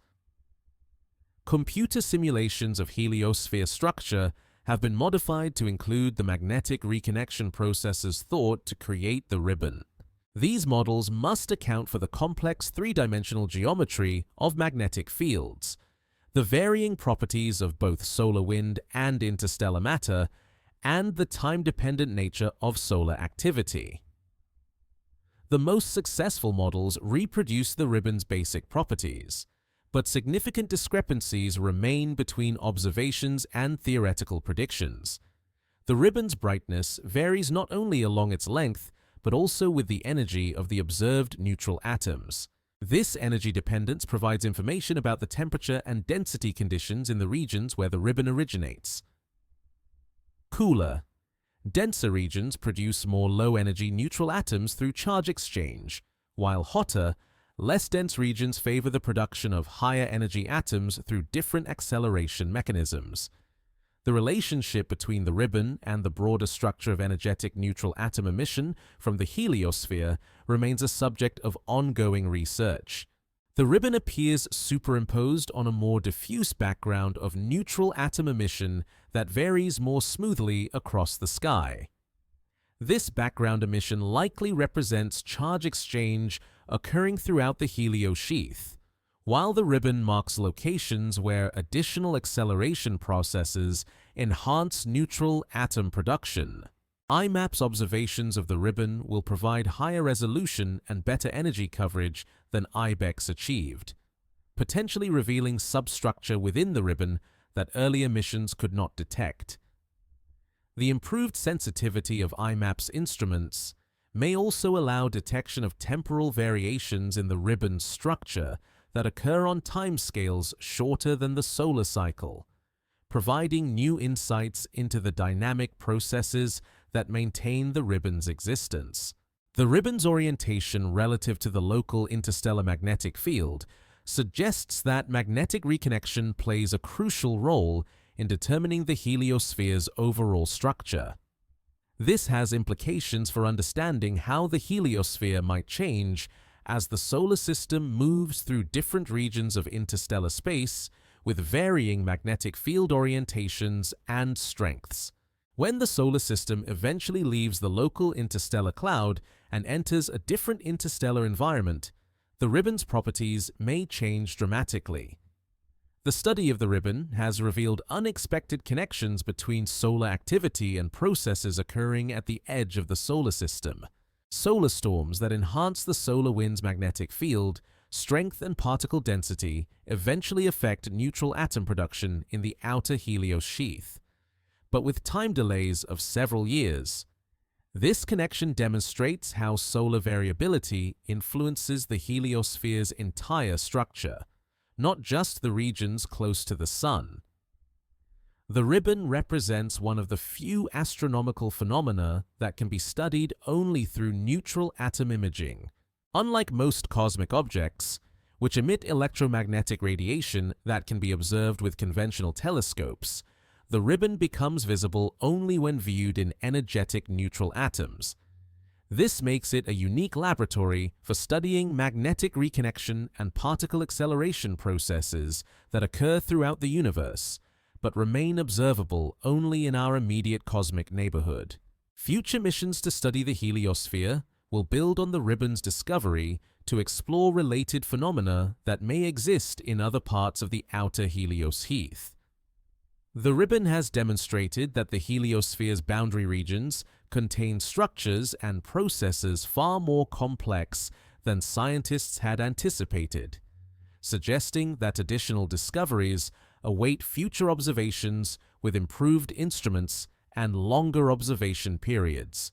The ribbon's persistence over more than a decade of observations indicates that it represents a stable feature of heliosphere structure, maintained by the continuous interaction between solar wind and interstellar matter. This stability allows scientists to study the ribbon's properties in detail, building comprehensive models of the physical processes that create and maintain this remarkable cosmic structure that encircles our entire solar system. Deep within the Sun's convective zone, 20,000 miles beneath the visible surface, churning rivers of ionized gas create magnetic field lines that will eventually emerge from the solar photosphere and stretch across the entire solar system. These magnetic fields originate in a complex dynamo process, driven by the Sun's differential rotation, the equatorial regions spinning faster than the poles, and by convective motions that carry hot plasma upward from the solar interior while cooler material descends toward the core. The solar magnetic dynamo operates on multiple timescales, from the familiar 11-year solar cycle to longer variations that span centuries or millennia. During each 11-year cycle, the Sun's magnetic field completely reverses its polarity, with magnetic field lines that once pointed north now pointing south throughout the heliosphere.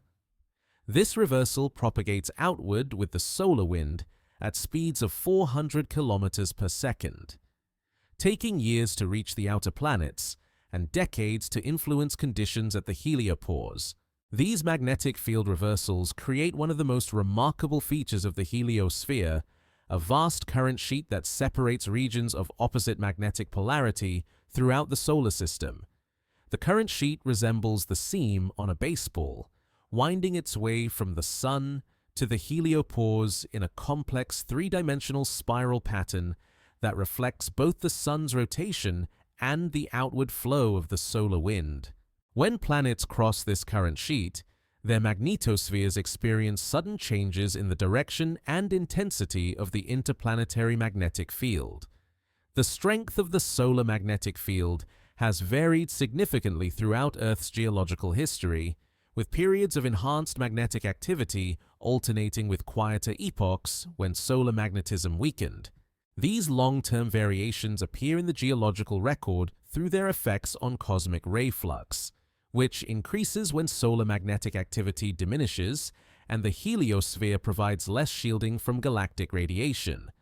Tree rings, ice cores, and sediment layers preserve evidence of these magnetic variations extending back thousands of years.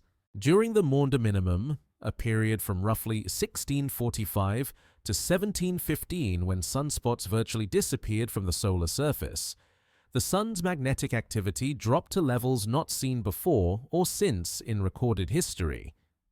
This period coincided with the coldest decades of the Little Ice Age in Europe and North America, suggesting possible connections between solar magnetic activity and terrestrial climate. The weakened solar magnetic field during the Maunder Minimum allowed enhanced cosmic ray fluxes to reach Earth's atmosphere, potentially affecting cloud formation and atmospheric chemistry. The magnetic field embedded in the solar wind creates a complex three-dimensional structure throughout the heliosphere that varies continuously as the Sun rotates and as solar activity waxes and wanes. Near the Sun, magnetic field lines maintain relatively simple radial and spiral patterns, but as the solar wind expands outward, these field lines become stretched, twisted, and compressed by interactions with planetary magnetospheres, interplanetary shock waves, and the pressure of the interstellar medium at the heliopause. Magnetic reconnection events in the solar wind occur when field lines with opposite orientations encounter each other and suddenly reconfigure, releasing stored magnetic energy in the form of particle acceleration and heating. These reconnection events happen continuously throughout the heliosphere, but they become particularly important in the outer heliosheath, where solar wind magnetic fields interact with the magnetic field, carried by the interstellar medium. The energy released by magnetic reconnection contributes to the heating of the helios sheath and the acceleration of particles that eventually produce energetic neutral atoms. The heliospheric current sheet varies in thickness and intensity with the solar cycle, becoming more pronounced during periods of high solar activity when the sun's magnetic field reaches maximum strength. During solar minimum periods, the current sheet becomes thinner and more stable, allowing planets to experience longer periods in regions of consistent magnetic polarity. These variations affect the propagation of cosmic rays through the heliosphere, with the current sheet serving as a partial barrier that deflects lower-energy galactic particles. Jupiter's powerful magnetic field interacts dramatically with the solar wind's embedded magnetic field, creating a complex magnetosphere that extends millions of kilometers from the planet. When the interplanetary magnetic field points southward, it can reconnect with Jupiter's northward-pointing field lines, allowing solar wind particles to penetrate deep into the planet's magnetosphere and enhance its already intense radiation belts. These interactions create some of the most energetic particle populations in the solar system, with electrons and protons accelerated to velocities approaching the speed of light. The solar magnetic field's influence extends far beyond the realm of planets and asteroids to affect the very structure of the interstellar boundary. Computer models suggest that the orientation of the solar magnetic field relative to the interstellar magnetic field determines the detailed shape of the heliopause and the efficiency of cosmic ray exclusion from the inner solar system. When solar and interstellar magnetic fields align in the same direction, the heliopause becomes more permeable to cosmic rays, while anti-parallel alignment enhances the magnetic shielding effect. Paleomagnetic studies of lunar samples returned by the Apollo missions reveal evidence for ancient solar magnetic activity preserved in the mineral grains of moon rocks. These samples contain magnetic signatures created when solar wind particles were implanted in lunar soil billions of years ago, providing a record of solar magnetic field strength and orientation that extends far beyond any terrestrial record. The Moon, lacking a protective atmosphere and magnetic field, has accumulated this solar magnetic history for over 4 billion years. The interaction between solar magnetic fields and cometary plasma provides visible demonstrations of heliospheric magnetic structure. When comets approach the Sun, solar radiation sublimates their icy surfaces, creating clouds of ionized gas that become entrained in the solar wind's magnetic field. The resulting ion tails always point away from the Sun, following magnetic field lines that curve and spiral according to the complex geometry of the heliospheric magnetic field. Observations of multiple comets can reveal the large-scale structure of magnetic fields throughout the inner solar system. Solar storms that disrupt the heliospheric magnetic field can have effects that propagate throughout the entire solar system over periods of months or years. A particularly intense coronal mass ejection can compress and twist magnetic field lines throughout the heliosphere, creating conditions favorable for enhanced cosmic ray acceleration and modified neutral atom production at the heliopause. These effects eventually appear in observations from spacecraft like IBEX and IMAP, providing delayed signatures of solar magnetic activity that occurred years earlier. The discovery of magnetic flux ropes, twisted bundles of magnetic field lines in the solar wind, has revealed additional complexity in the heliospheric magnetic structure. These flux ropes form in the solar corona and remain coherent as they propagate outward through the solar system, maintaining their twisted structure for distances of hundreds of millions of kilometers. When flux ropes encounter planetary magnetospheres, they can trigger intense geomagnetic storms by transferring their twisted magnetic energy to the planet's magnetic field. The solar magnetic field's polarity determines which cosmic ray particles can most easily enter the heliosphere through the polar regions of the heliospheric magnetic structure. Positively charged cosmic rays find easier access when the heliospheric magnetic field points outward from the Sun's north pole, while negatively charged particles penetrate more readily when the field points inward.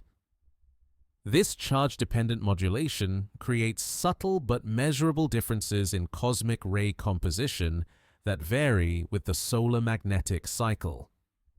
Mars lacks a global magnetic field, but localized magnetic anomalies in its crust interact with the solar wind's magnetic field to create mini-magnetospheres that partially deflect solar wind particles.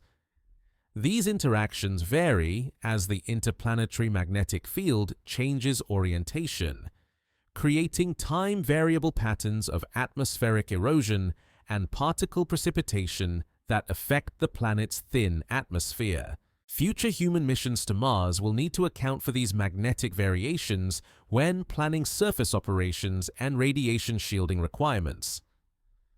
The study of solar magnetic fields and their heliospheric extensions provides insights into stellar magnetic activity throughout the galaxy. Other Sun-like stars presumably generate similar magnetic structures around themselves, creating stellar wind bubbles analogous to our heliosphere. The detailed observations possible within our own heliosphere serve as a template for understanding how stellar magnetic fields shape the space environments around exoplanets, potentially influencing their atmospheric retention and habitability. As the Sun evolves over billions of years, its magnetic activity will gradually decline as the nuclear fusion processes in its core slow down, and the convective motions that drive the magnetic dynamo become less vigorous. Eventually, the solar magnetic field will weaken to the point where the heliosphere can no longer exclude galactic cosmic rays effectively, exposing any remaining terrestrial life to enhanced radiation levels that may affect genetic stability and evolutionary processes.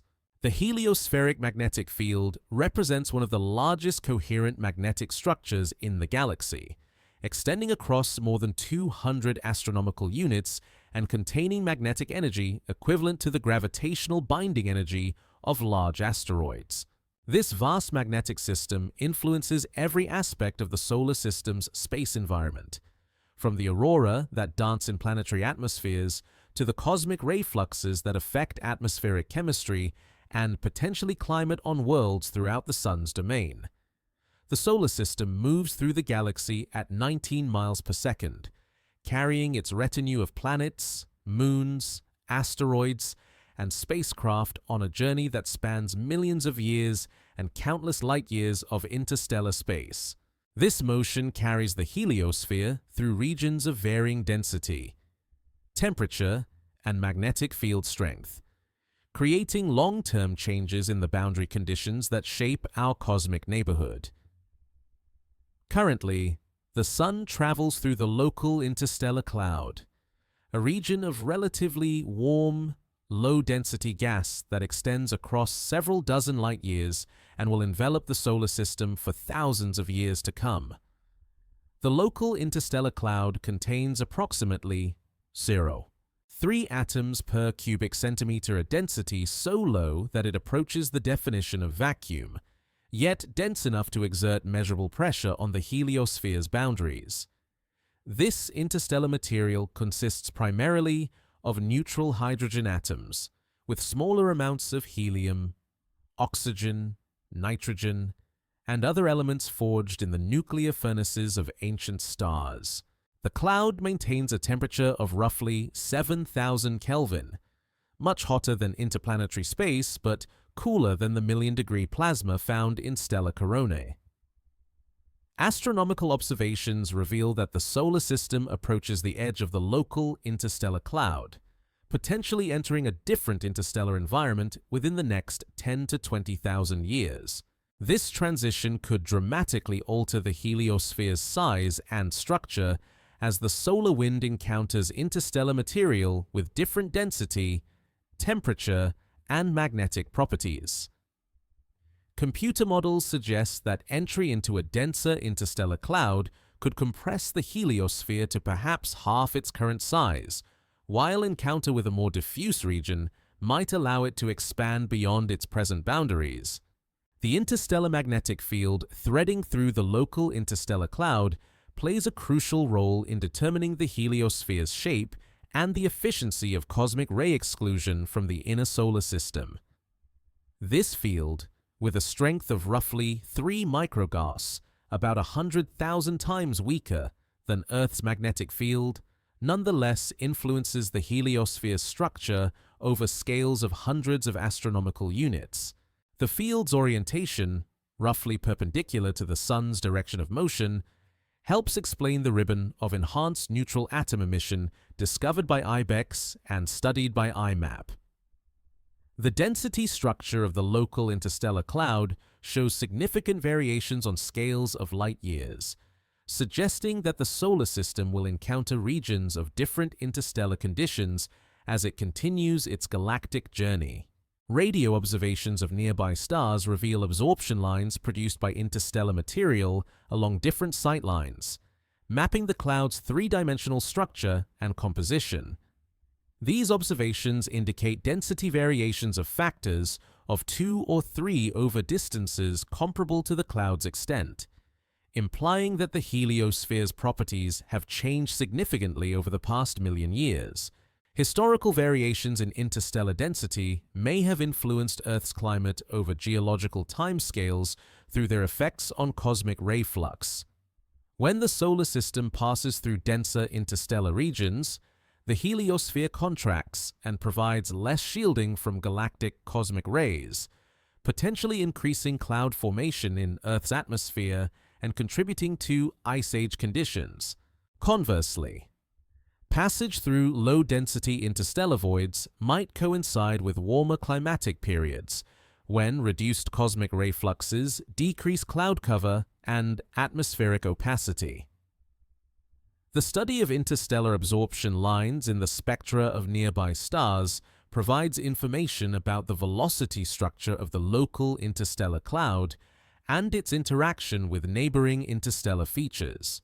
These observations reveal that the cloud moves through the galaxy at approximately 26 kilometers per second, while the solar system's motion through the cloud occurs at 19 kilometers per second in a slightly different direction. This velocity difference creates a relative motion between the Sun and the surrounding interstellar material that shapes the heliosphere's asymmetric structure. Isotopic ratios in interstellar material, measured through absorption line studies and direct sampling by spacecraft like IBEX and the Voyager probes, provide clues about the cloud's origin and evolutionary history.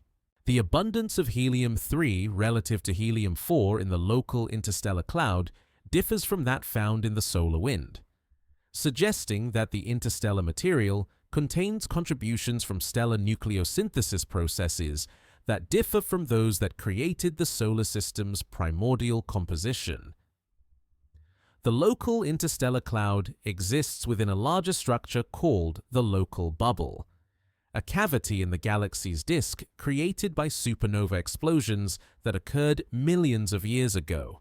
This bubble extends across several hundred light-years and contains hot, tenuous gas at temperatures exceeding 1 million degrees.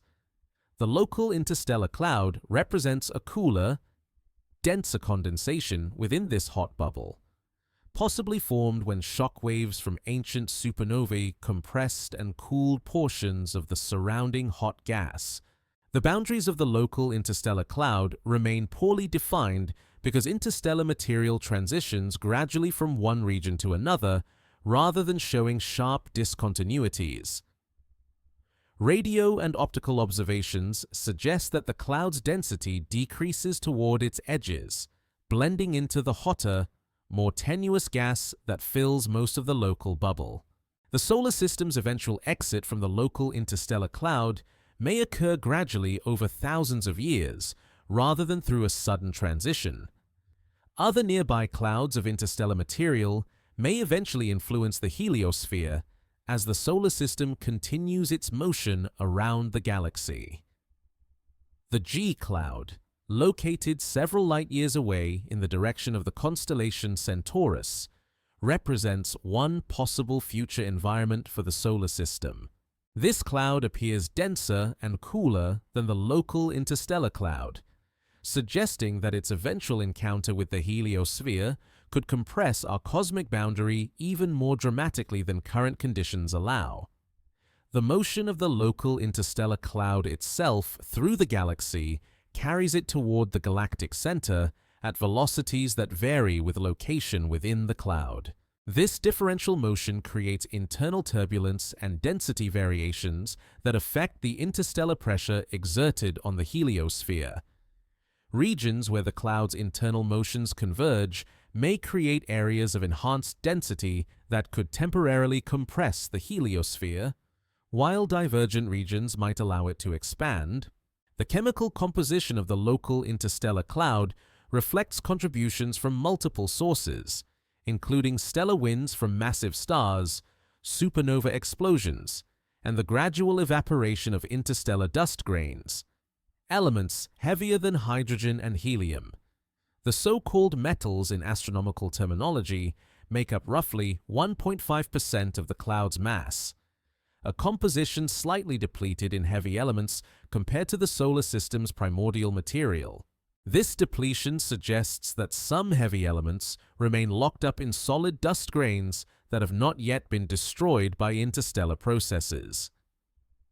The temperature structure of the local interstellar cloud shows evidence of heating by the diffuse ultraviolet radiation that pervades interstellar space, combined with cooling through atomic and molecular emission lines. The balance between these heating and cooling processes maintains the cloud's temperature near 7,000 Kelvin, warm enough to keep hydrogen atoms in their ground state, but cool enough to allow the formation of simple molecules like molecular hydrogen in regions where the density becomes sufficiently high. Dust grains within the local interstellar cloud interact with the heliosphere in complex ways that remain poorly understood. These microscopic solid particles, composed of silicates and carbonaceous materials, can survive the journey through the outer heliosphere and potentially reach the inner solar system where spacecraft instruments might detect them directly. The Ulysses and Galileo missions detected what appeared to be interstellar dust grains entering the solar system from the direction of the local interstellar cloud's approach. The magnetic field structure of the local interstellar cloud influences the heliosphere's shape and the propagation of cosmic rays through the local galactic environment. This interstellar magnetic field, while weak by terrestrial standards, becomes dynamically important in the low-density environment of interstellar space. The field's interaction with the solar wind's magnetic field creates the complex boundary phenomena observed by IBEX and IMAP, including the mysterious ribbon of enhanced neutral atom emission that encircles the entire heliosphere. Future changes in the local interstellar cloud's properties could occur through gravitational interactions with nearby stellar systems or through encounters with other interstellar clouds. The passage of massive stars through or near the cloud could gravitationally perturb its structure, creating density waves that might eventually reach the solar system. Such perturbations could alter the interstellar pressure on the heliosphere over timescales of hundreds of thousands of years. The study of analogous interstellar clouds around other stellar systems provides context for understanding the local interstellar cloud's properties and evolution. Observations of stellar wind, bubbles around nearby stars, reveal a diversity of interstellar environments, from dense molecular clouds that completely suppress stellar wind bubbles to tenuous voids where stellar winds can expand to enormous sizes. Our heliosphere represents one example of the complex interactions between stellar winds and interstellar matter that occur throughout the galaxy.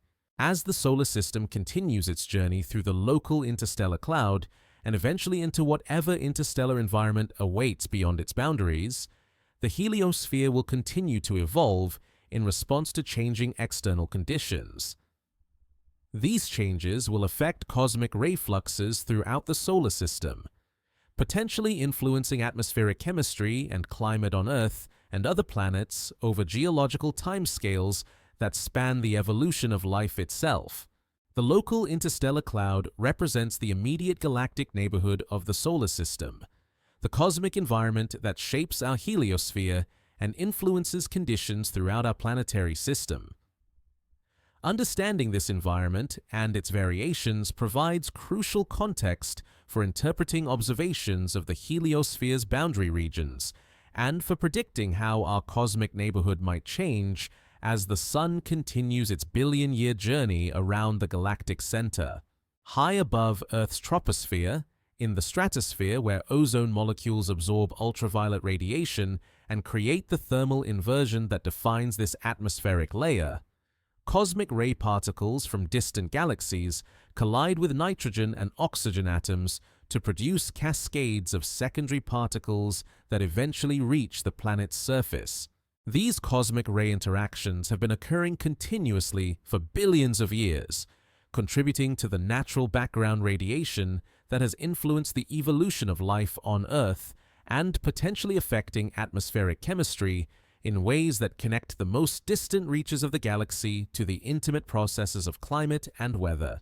When a high-energy cosmic ray proton strikes an atmospheric nucleus 20 kilometers above Earth's surface, the collision produces a shower of secondary particles, muons, pions, neutrons, and other exotic species that exist for only microseconds before decaying into more stable forms. These particle showers spread outward in cone-shaped patterns that can extend across several square kilometers of Earth's surface, with individual particles carrying enough energy to damage DNA molecules and alter the chemistry of atmospheric gases through ionization and dissociation processes. The ionization produced by cosmic rays creates free electrons and positive ions throughout Earth's atmosphere, affecting its electrical conductivity and contributing to the global electrical circuit that connects thunderstorms to the ionosphere. This cosmic ray ionization varies with altitude, reaching maximum intensity in the stratosphere where atmospheric density is low enough to allow cosmic rays to penetrate but high enough to provide targets for nuclear interactions. The resulting ion production rates influence cloud formation processes through their effects on atmospheric aerosols and condensation nuclei. Some scientists have proposed that variations in cosmic ray flux, modulated by solar activity and the solar system's motion through regions of different galactic cosmic ray density, might influence Earth's climate through their effects on cloud cover. The hypothesis suggests that cosmic ray ions serve as nucleation sites for cloud droplets, particularly in the mid-troposphere where temperatures and humidity conditions favor cloud formation. Enhanced cosmic ray fluxes would increase cloud cover, reflecting more sunlight back to space and cooling the planet, while reduced cosmic ray intensities would decrease cloudiness and allow more solar energy to reach Earth's surface. The cosmic ray climate connection remains controversial because the proposed effects are small compared to other climate-forcing mechanisms, and the chain of physical processes linking cosmic ray ionization to cloud formation involves complex atmospheric chemistry that is not yet fully understood. Nevertheless, correlations between cosmic ray flux measurements and certain climate indicators recorded in ice cores, tree rings, and instrumental observations suggest that galactic influences on Earth's climate may be more significant than previously recognized. The carbon-14 isotope found in tree rings and other organic materials provides a long-term record of cosmic ray flux variations extending back thousands of years. Cosmic rays produce carbon-14 by colliding with nitrogen atoms in the upper atmosphere, and this radioactive isotope becomes incorporated into atmospheric carbon dioxide and eventually into living organisms. The abundance of carbon-14 in tree rings reflects the cosmic ray intensity at the time the wood formed, creating a proxy record of galactic cosmic ray variations that spans much of human history. During the Monde Minimum, the period from 1645 to 1715, when solar activity dropped to extremely low levels, carbon-14 production increased dramatically as the weakened solar wind allowed enhanced cosmic ray fluxes to reach Earth's atmosphere. This period coincided with some of the coldest decades of the Little Ice Age in Europe and North America, supporting the hypothesis that cosmic ray variations might influence terrestrial climate. The enhanced cosmic ray fluxes during the Monde Minimum may have increased cloud cover over large regions, contributing to the cooling that characterized this climatic anomaly. The beryllium-10 isotope, produced by cosmic ray interactions with oxygen and nitrogen in the atmosphere, provides another proxy for cosmic ray flux variations that complements the carbon-14 record. Unlike carbon-14, which becomes incorporated into organic matter through biological processes, beryllium-10 attaches to atmospheric aerosols and eventually falls to Earth's surface, where it accumulates in ice cores and sediment layers. The beryllium-10 concentrations in Greenland and Antarctic ice cores show variations that correlate with carbon-14 changes, confirming the cosmic ray origin of both isotope records. The cosmic ray flux reaching Earth varies not only with solar activity, but also with the solar system's motion through different regions of the galaxy. As the solar system orbits the galactic center, it passes through the spiral arms where supernova explosions occur more frequently, potentially exposing Earth to enhanced cosmic ray fluxes for millions of years at a time. Some researchers have proposed that these passages through spiral arms might contribute to mass extinction events in Earth's geological record, though the evidence for such connections remains inconclusive. The heliosphere's size and structure influence cosmic ray access to the inner solar system, with larger heliospheres providing better shielding from galactic radiation. Computer models suggest that the heliosphere has varied in size over geological time as the solar system has moved through interstellar regions of different density and magnetic field strength. When the solar system passes through dense interstellar clouds, the compressed heliosphere allows more cosmic rays to reach Earth, potentially affecting atmospheric chemistry and climate over timescales of millions of years. The atmospheric chemistry effects of cosmic ray ionization extend beyond cloud formation to include the production of nitrogen oxides, which can catalyze ozone destruction in the stratosphere. Enhanced cosmic ray fluxes might therefore reduce stratospheric ozone concentrations, allowing more ultraviolet radiation to reach Earth's surface with potential effects on biological systems. However, the cosmic ray contribution to ozone depletion appears small compared to that from human-produced chemicals like chlorofluorocarbons. Lightning formation may also be influenced by cosmic ray ionization, though the mechanisms remain poorly understood. Some researchers have proposed that cosmic ray particles provide the initial ionization that enables electrical breakdown in thunderstorms, suggesting that variations in cosmic ray flux might affect global lightning rates. However, laboratory experiments and theoretical models have not yet demonstrated a convincing physical mechanism by which cosmic ray variations could significantly alter lightning activity. The biological effects of cosmic ray flux variations operate over evolutionary timescales through their influence on mutation rates in living organisms. Enhanced cosmic ray fluxes increase the natural background radiation dose experienced by life on Earth, potentially accelerating genetic mutations and evolutionary change. Some paleontologists have suggested that cosmic ray increases associated with nearby supernova explosions might have contributed to mass extinction events, though the evidence remains speculative and controversial. Mars experiences much higher cosmic ray fluxes than Earth because it lacks both a strong magnetic field and a thick atmosphere to provide shielding from galactic radiation. The Curiosity rover has measured cosmic ray doses on the Martian surface that exceed those on Earth by factors of hundreds, creating a radiation environment that would be hazardous to unprotected human explorers. These measurements provide insights into how cosmic ray fluxes might affect atmospheric chemistry and potential biological processes on planets with different magnetic and atmospheric properties.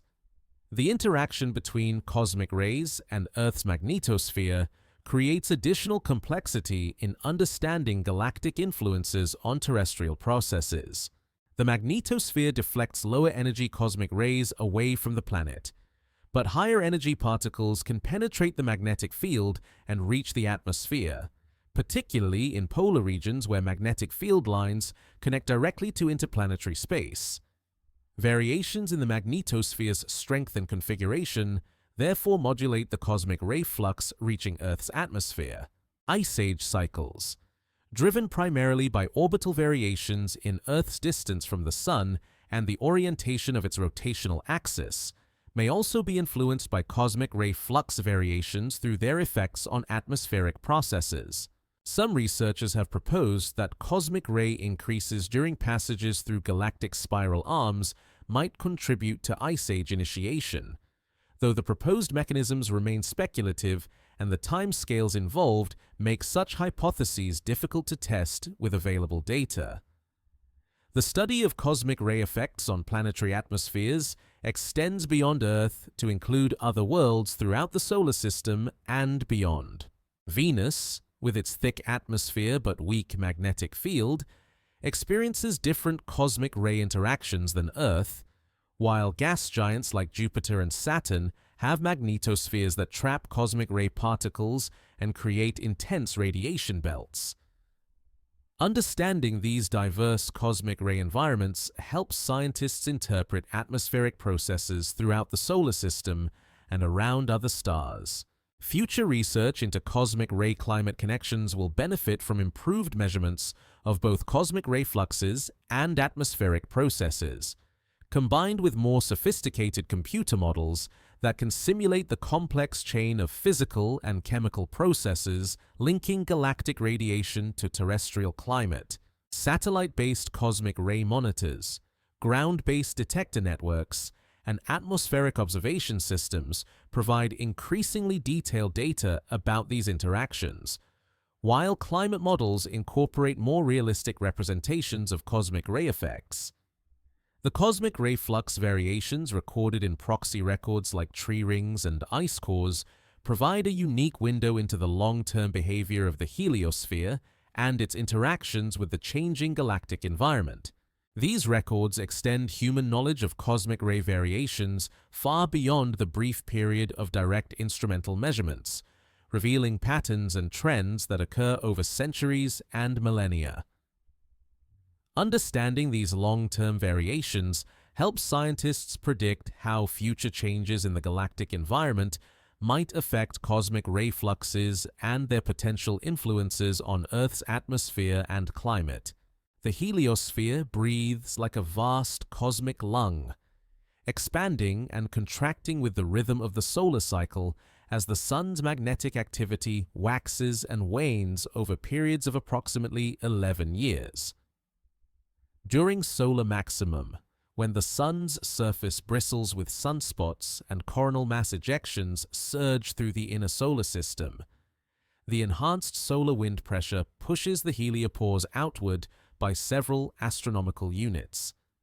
During solar minimum, when the Sun's face appears unmarked by magnetic disturbances and the solar wind weakens, interstellar pressure compresses the heliosphere inward, bringing the boundary between solar and galactic domains closer to the planets. This breathing motion occurs so slowly that its effects become apparent only through decades of careful observation. The heliopause, located roughly 100 astronomical units from the Sun, moves outward and inward at velocities of perhaps 1 or 2 kilometers per second, fast by terrestrial standards, but representing a journey of several years to complete a single expansion or contraction cycle. Spacecraft near the heliopause, like the Voyager probes, experience this breathing as multiple boundary crossings as they oscillate between heliospheric and interstellar environments. The solar cycle that drives these heliospheric variations originates deep within the Sun's interior, where differential rotation and convective motions generate magnetic fields through dynamo processes that scientists still work to understand fully. The Sun's equatorial regions rotate faster than its polar regions, stretching and twisting magnetic field lines until they emerge through the photosphere as sunspots, solar flares, and coronal mass ejections. This magnetic activity follows an approximately 11-year cycle, though individual cycles can vary in length from 9 to 14 years.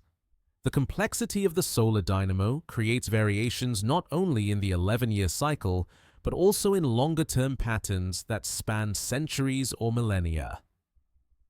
The Maunder minimum from 1645 to 1715 represented an extended period when solar activity dropped to levels not seen before or since in recorded history. During this time, the heliosphere likely contracted significantly as the weakened solar wind provided less pressure to push against the interstellar medium, allowing enhanced cosmic ray fluxes to penetrate deeper into the solar system. Computer models of heliospheric dynamics must account for the time delays between solar activity changes and their effects at the heliopause. Solar wind disturbances take years to propagate from the Sun to the outer boundary of the heliosphere, and the heliopause's response to pressure changes occurs gradually over additional years as the boundary adjusts to new equilibrium conditions. A solar storm that enhances the solar wind today will not affect heliopause position for several years, and the boundary may continue adjusting for a decade or more after the original disturbance. The breathing of the heliosphere affects cosmic ray fluxes throughout the solar system through modulation of the boundary conditions that govern galactic particle access to the inner heliosphere. When the heliopause expands during solar maximum, the increased size of the heliospheric cavity provides enhanced shielding from cosmic rays, reducing their flux at Earth and other planets. When the heliopause contracts during solar minimum, the smaller heliospheric volume allows more cosmic rays to penetrate to the inner solar system. Neutron monitor stations on Earth's surface have recorded cosmic ray flux variations for more than half a century, revealing the clear anti-correlation between solar activity and galactic cosmic ray intensity. During solar maximum periods, cosmic ray fluxes decrease by 10 to 15% compared to solar minimum levels, demonstrating the heliosphere's role as a partial shield against galactic radiation. This modulation affects not only the total cosmic ray flux, but also the energy spectrum and composition of cosmic ray particles reaching Earth. The Pioneer and Voyager spacecraft provided the first direct measurements of how cosmic ray fluxes vary with distance from the Sun and with solar cycle phase. These observations revealed that cosmic ray modulation occurs throughout the heliosphere, not just at its boundary, as cosmic ray particles diffuse inward against the outflowing solar wind. The strength of this modulation depends on the solar wind's magnetic field strength and structure, both of which vary with the solar cycle. The heliospheric current sheet, the vast magnetic boundary that separates regions of opposite magnetic polarity throughout the solar system, also breathes with the solar cycle.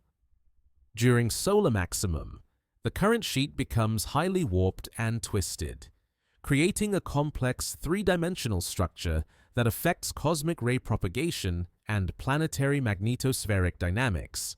During solar minimum, the current sheet flattens into a more regular configuration that allows cosmic rays to reach the inner solar system more easily through polar regions of the heliosphere. The thickness of the helios sheath, the region between the termination, shock, and the heliopause where solar wind decelerates and compresses, varies significantly with solar cycle phase. During solar maximum, the enhanced solar wind pressure pushes the termination shock outward while also pushing the heliopause outward. But these two boundaries move at different rates, causing the helios sheath thickness to vary. These thickness changes affect the production rate of energetic neutral atoms that carry information about helios sheath conditions back to observers in the inner solar system. Temperature measurements in the helios sheath reveal another aspect of the heliosphere's breathing cycle. During solar maximum, the enhanced solar wind brings more kinetic energy to the outer heliosphere, heating the plasma in the helios sheath to higher temperatures.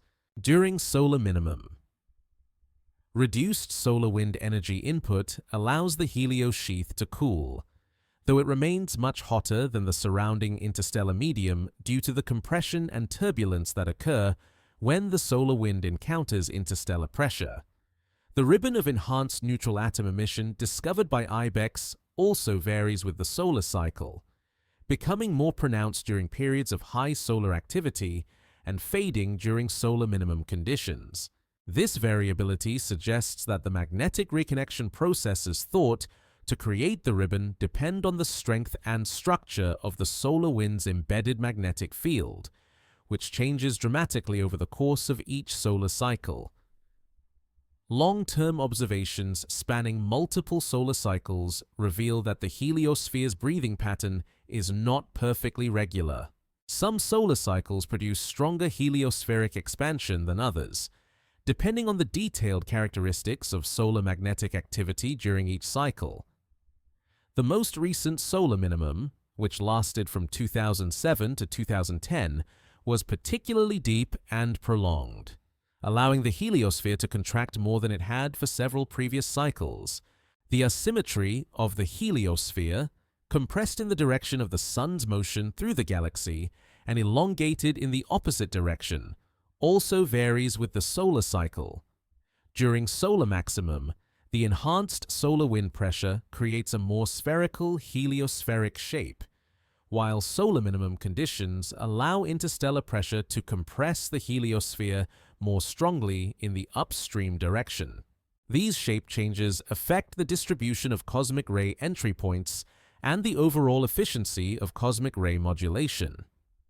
Ground-based measurements of cosmic ray flux variations provide a record of heliospheric breathing that extends back to the 1930s, when the first cosmic ray detectors began operating continuously. This record reveals not only the regular 11-year modulation, but also longer-term trends that reflect century-scale variations in solar activity. The cosmic ray flux measured at Earth during the most recent solar minimum exceeded levels recorded since the beginning of the space age, consistent with a deeper contraction of the heliosphere. The interaction between the breathing heliosphere and the surrounding interstellar medium creates turbulence and instability at the heliopause boundary that may contribute to the complex structure observed by spacecraft crossing into interstellar space. Both Voyager spacecraft detected multiple boundary crossings as they transitioned from heliospheric to interstellar space, suggesting that the heliopause boundary moves back and forth in response to pressure variations in both the solar wind and the interstellar medium. Future solar cycles will continue to drive heliospheric breathing, but the long-term evolution of solar activity suggests that this breathing may gradually weaken as the sun ages and its magnetic dynamo becomes less vigorous. Billions of years in the future, when the sun begins its evolution toward becoming a white dwarf star, the heliosphere will eventually cease its breathing entirely as stellar wind production finally ends and the boundary between solar and interstellar domains disappears forever. The study of heliospheric breathing provides insights into similar phenomena that may occur around other stars throughout the galaxy. All stars with significant stellar winds presumably create breathing heliospheres around their planetary systems, with the breathing rate determined by the characteristics of each star's magnetic activity cycle. Understanding our own heliosphere's breathing pattern helps astronomers interpret observations of stellar activity cycles and predict the space environments around exoplanets throughout the galaxy. Beyond the boundaries of our heliosphere, throughout the galaxy's spiral arms and in the spaces between them, other stars create their own stellar wind bubbles that interact with interstellar matter in ways both similar to and profoundly different from our Sun's cosmic domain. These stellar winds carry the signatures of their parent stars, hot, massive O and B stars that blast space with winds moving at thousands of kilometers per second. Cooler K and M dwarfs whose gentle breezes barely disturb the interstellar medium, and evolved giants whose variable stellar winds pulse and surge as these dying stars shed their outer layers into space. The most massive stars create stellar wind bubbles that dwarf our heliosphere in both size and energy. A single O-type star, with a mass 20 or 30 times that of the Sun, can generate stellar winds so powerful that they clear cavities in the interstellar medium extending across hundreds of light years. These stellar wind bubbles, heated to temperatures of millions of degrees by the shock waves that form where fast stellar winds encounter interstellar matter, shine brightly in X-rays and can be observed with space-based telescopes throughout our galactic neighborhood. Wolf-Rayet stars, representing a brief but spectacular phase in the evolution of the most massive stars, produce stellar winds that exceed even those of O-type stars in velocity and mass loss rate. These evolved giants shed material at rates that can exceed 1/1,000,000th of a solar mass per year, creating expanding shells of hot plasma that eventually merge with the interstellar medium. When Wolf-Rayet stars eventually explode as supernovae, their stellar wind bubbles become the sites where supernova shock waves accelerate cosmic ray particles to the enormous energies observed throughout the galaxy. The Sun's stellar wind bubble, our heliosphere, represents a middle ground between the gentle breezes of low-mass stars and the violent gales of stellar giants. Solar-type stars throughout the galaxy presumably create heliospheres similar to our own, though the details depend on each star's age, magnetic activity level, and the properties of the surrounding interstellar medium.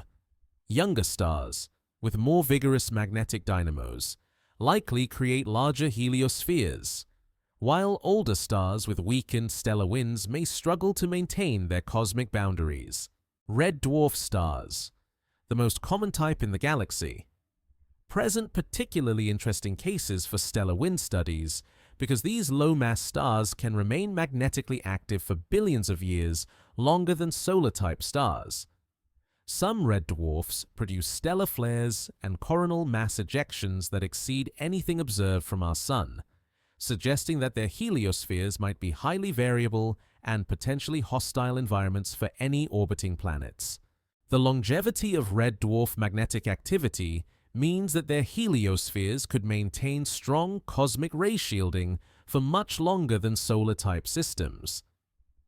The study of stellar winds around other stars relies primarily on indirect observational techniques because individual stellar wind particles cannot be detected across interstellar distances.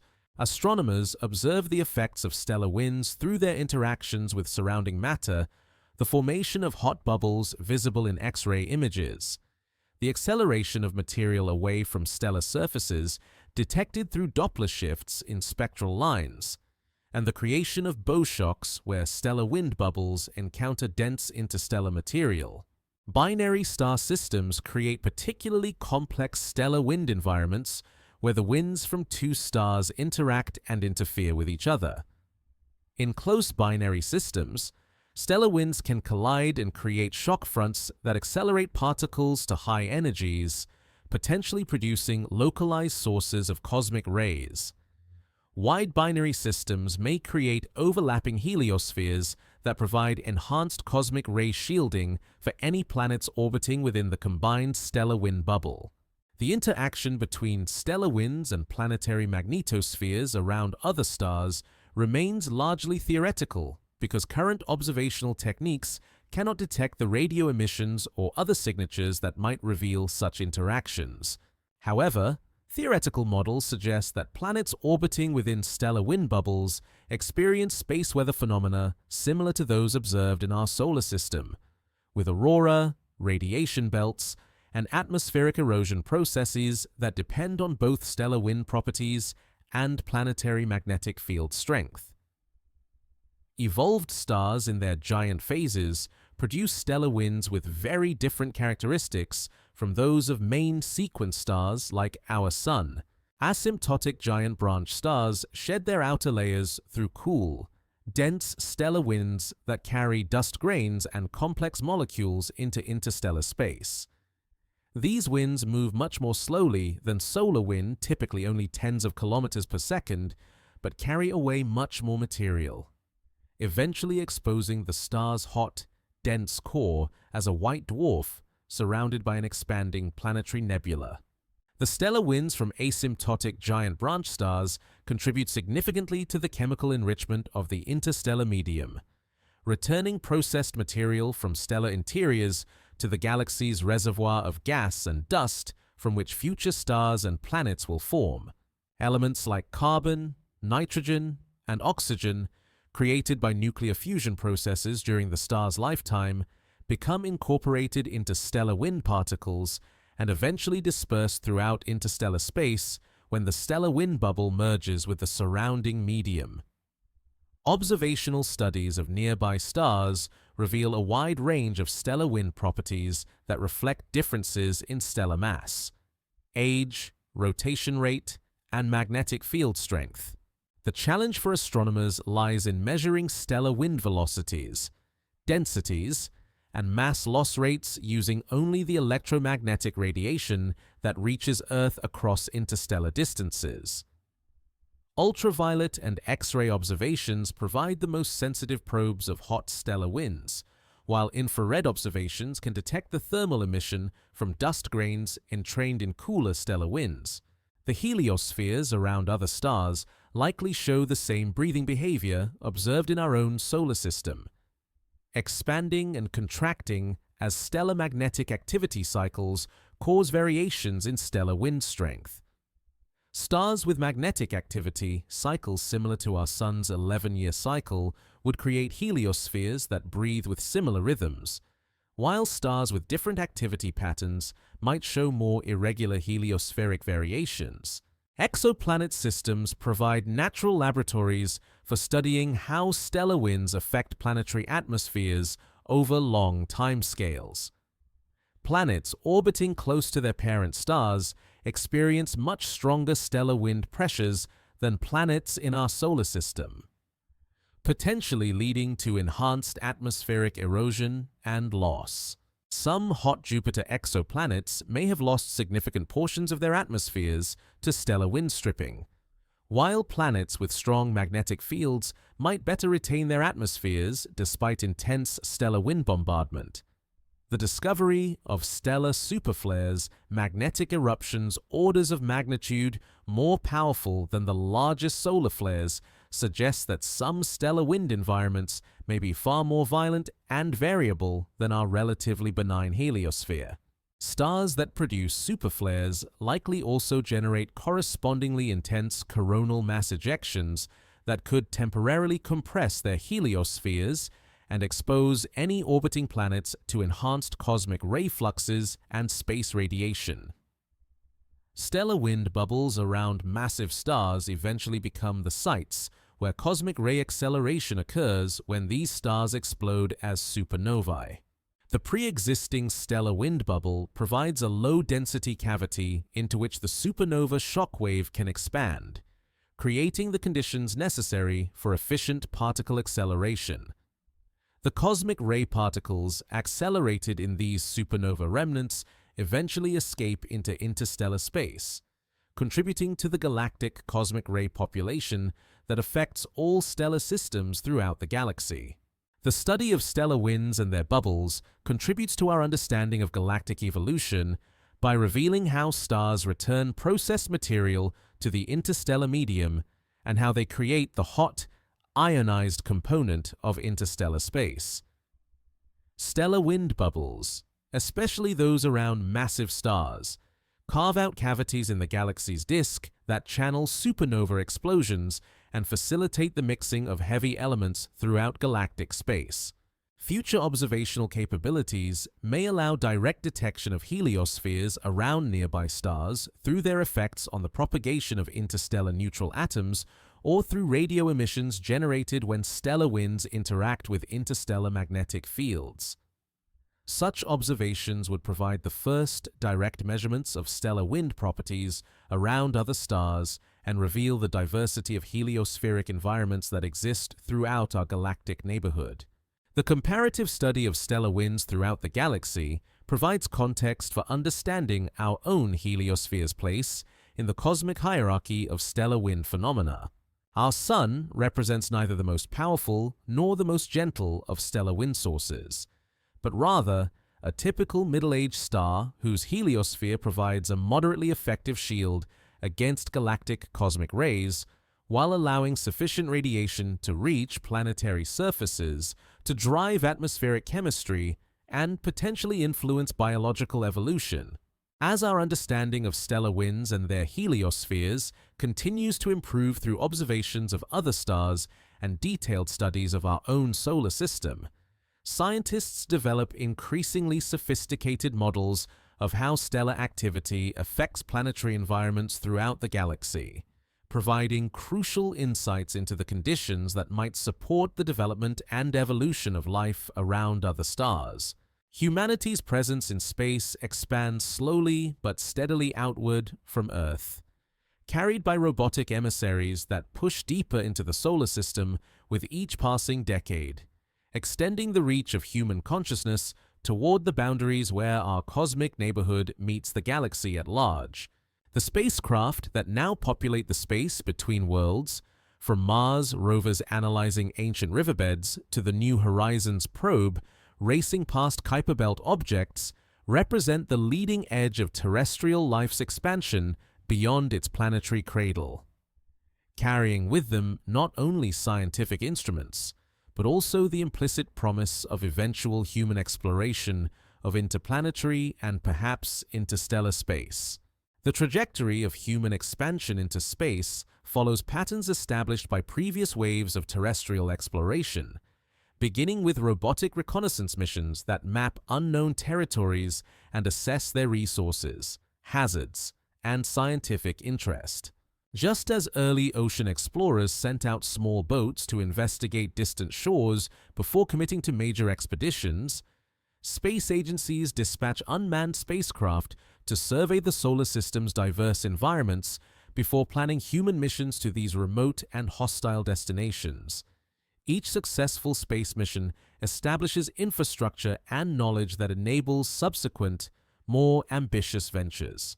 The Apollo lunar missions of the 1960s and 1970s demonstrated that humans could survive and work in space beyond Earth's protective magnetosphere, while the International Space Station has provided decades of experience with long-duration spaceflight and closed-loop life support systems.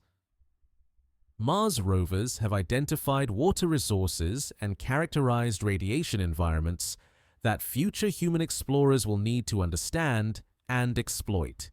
The deep space missions now approaching the heliosphere's boundaries carry more than scientific instruments. They bear human artifacts that will outlast their creators and potentially serve as humanity's first ambassadors to other stellar systems.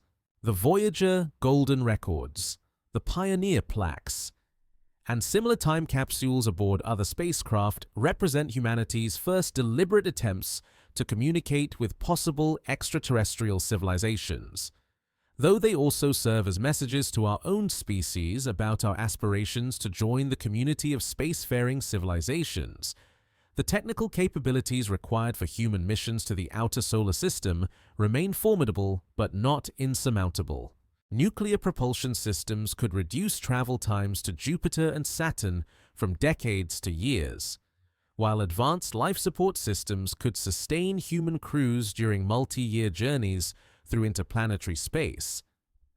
The primary obstacles to such missions remain economic and political rather than technological, requiring international cooperation and sustained commitment over timescales that span multiple generations. Human missions to the outer solar system would transform our understanding of heliospheric physics by providing real-time decision-making capabilities and the flexibility to investigate unexpected phenomena as they are discovered. Robotic missions operate under severe constraints imposed by communication delays and pre-programmed instruction sets, while human explorers could respond immediately to changing conditions and pursue serendipitous discoveries with the intuition and creativity that characterize the best scientific research. The radiation environment beyond Mars presents significant challenges for human health during long-duration missions to the outer planets. Galactic cosmic rays and solar particle events create radiation doses that exceed current safety limits for astronauts, requiring innovative shielding technologies or medical countermeasures that have not yet been developed. Understanding the heliosphere's role in cosmic ray modulation becomes crucial for planning human missions that will venture beyond Earth's protective magnetosphere for years at a time. Permanent human settlements in the outer solar system would require closed-loop life support systems with unprecedented reliability and efficiency. The moons of Jupiter and Saturn offer potential sources of water, methane, and other resources necessary to sustain human life. But extracting and processing these materials in the extreme environments of the outer solar system presents engineering challenges that dwarf anything attempted on Earth. Success would require developing industrial capabilities in space that could eventually become self-sustaining. The psychological challenges of long-duration missions to the outer solar system may prove as difficult to overcome as the technological obstacles. Human crews would spend years traveling through empty space with no possibility of immediate rescue or return to Earth, facing isolation and confinement that exceed anything experienced by terrestrial explorers. The crew members who eventually reach the heliosphere's boundaries would truly become citizens of interplanetary space rather than temporary visitors from Earth. Interstellar missions represent the ultimate extension of humanity's expansion beyond Earth. Though the timescales and technical requirements for such ventures stretch current capabilities to their limits, Breakthrough Starshot and similar concepts propose sending small robotic probes to nearby stars using light sails accelerated by powerful laser arrays, potentially reaching Alpha Centauri within decades rather than millennia. Such missions would provide the first direct observations of another stellar system and its possible heliosphere. Human interstellar missions would require either revolutionary breakthroughs in propulsion technology or multi-generational spacecraft that could sustain human communities during journeys lasting centuries or millennia. The technical challenges of such missions include not only propulsion and life support systems, but also the social and cultural problems of maintaining human civilization within the confined environment of a starship during voyages that span dozens of human lifetimes.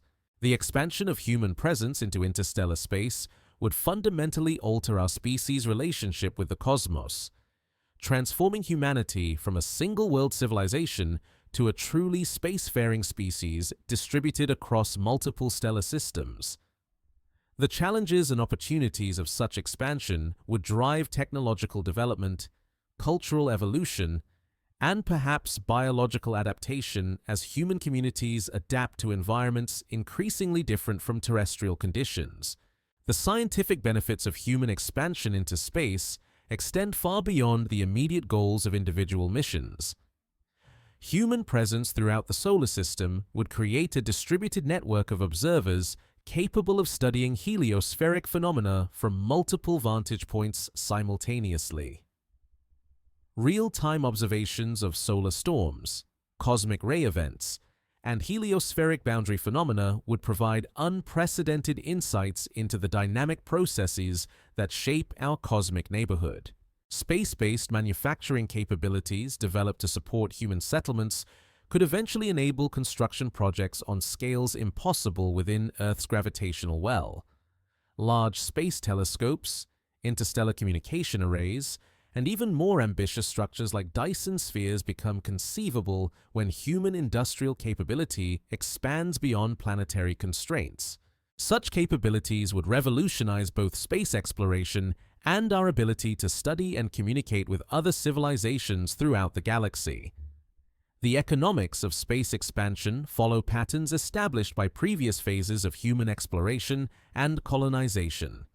Beginning with government-funded reconnaissance missions that identify resources and opportunities for private development, commercial space ventures now provide launch services, satellite operations, and even space tourism, while mining companies plan asteroid extraction missions that could provide raw materials for space-based industries. The environmental benefits of expanding human presence beyond Earth include both the preservation of terrestrial ecosystems through reduced resource extraction and the development of closed-loop technologies that could benefit environmental protection on Earth. Space-based solar power, asteroid mining, and off-world manufacturing could reduce the environmental impact of human civilization while providing resources for continued expansion throughout the solar system and beyond. Cultural evolution accompanying human expansion into space would likely produce new forms of art, literature, philosophy, and social organization adapted to the unique conditions of spacefaring life. The perspectives gained from viewing Earth and other worlds from space have already influenced human consciousness in profound ways, and permanent settlement beyond Earth would continue this transformation of human culture and values. The timeline for significant human expansion beyond Earth remains uncertain, depending on technological developments, economic conditions, and political decisions that cannot be predicted with confidence. However, the trajectory of current space development suggests that human presence throughout the solar system within the next few centuries is not only possible, but likely, assuming continued technological progress and international cooperation in space exploration efforts. The ultimate destination of human expansion into space may be limited only by the fundamental constraints of physics and the longevity of human civilization itself. The energy sources and materials available within our galaxy could sustain human expansion for billions of years, potentially allowing our species to survive the eventual death of our sun and continue evolving in environments we can barely imagine from our current terrestrial perspective. The journey from our small planet to the stars represents perhaps the greatest adventure in the history of life on Earth. At Lagrange point 1, suspended in the gravitational balance between Earth and Sun, IMAP continues its patient vigil at the edge of human understanding, recording the arrival of energetic neutral atoms that carry messages from regions so distant that radio signals take nearly a day to travel between them. The spacecraft operates with the methodical precision of a cosmic lighthouse keeper, sweeping its sensors across the sky in predetermined patterns while its computers accumulate the sparse particle detections that will eventually reveal the three-dimensional structure of our heliosphere's invisible boundaries. The mission timeline stretches ahead through the remainder of the 2020s and into the 2030s, encompassing multiple solar cycles and the gradual changes they bring to heliospheric structure. Each year of operation adds new layers to the growing map of neutral atom emissions from the outer heliosphere, while longer observation periods reveal temporal variations that occur too slowly to detect in brief surveys. The spacecraft's instruments continue their surveillance even as Earth completes its annual orbit around the Sun, maintaining their vigil through the changing seasons of both terrestrial and cosmic weather. The data streaming back from IMAP accumulates in computer databases that grow larger each day, containing millions of individual particle detections that scientists will analyze for decades to come. Each detected neutral atom represents a collision that occurred years earlier in the distant heliosheath, where solar wind particles encountered interstellar hydrogen atoms and exchanged electrical charges in processes that transformed the fundamental nature of matter itself. The statistical patterns hidden within these vast datasets will eventually reveal the physics of boundaries that lie beyond the reach of any human-built probe for generations to come. As IMAP's mission progresses, it will witness the Sun's magnetic field reverse its polarity during the next solar maximum, sending waves of magnetic change propagating outward through the solar system at the speed of the solar wind. These magnetic reversals, which occur every 11 years with clockwork regularity, will eventually reach the heliopause and modify the conditions that govern neutral atom production in ways that IMAP's instruments will detect several years after the original solar magnetic changes occur. The spacecraft's orbital position at L1 places it at the gravitational crossroads of the Earth-Sun system, a location that remains stable over astronomical timescales as long as both celestial bodies maintain their current masses and orbital characteristics. From this vantage point, IMAP can observe the entire heliosphere simultaneously, watching for changes that propagate across the sky as disturbances travel through the outer boundary regions at velocities determined by the physics of plasma waves and magnetic field fluctuations. Future discoveries await in the data that IMAP will collect during its extended mission, phenomena that cannot be predicted from current theoretical understanding of heliospheric physics. The ribbon of enhanced neutral atom emission discovered by IBEX surprised scientists who had not predicted such a structure, suggesting that the heliosphere contains additional complexities that will only be revealed through years of careful observation with increasingly sensitive instruments.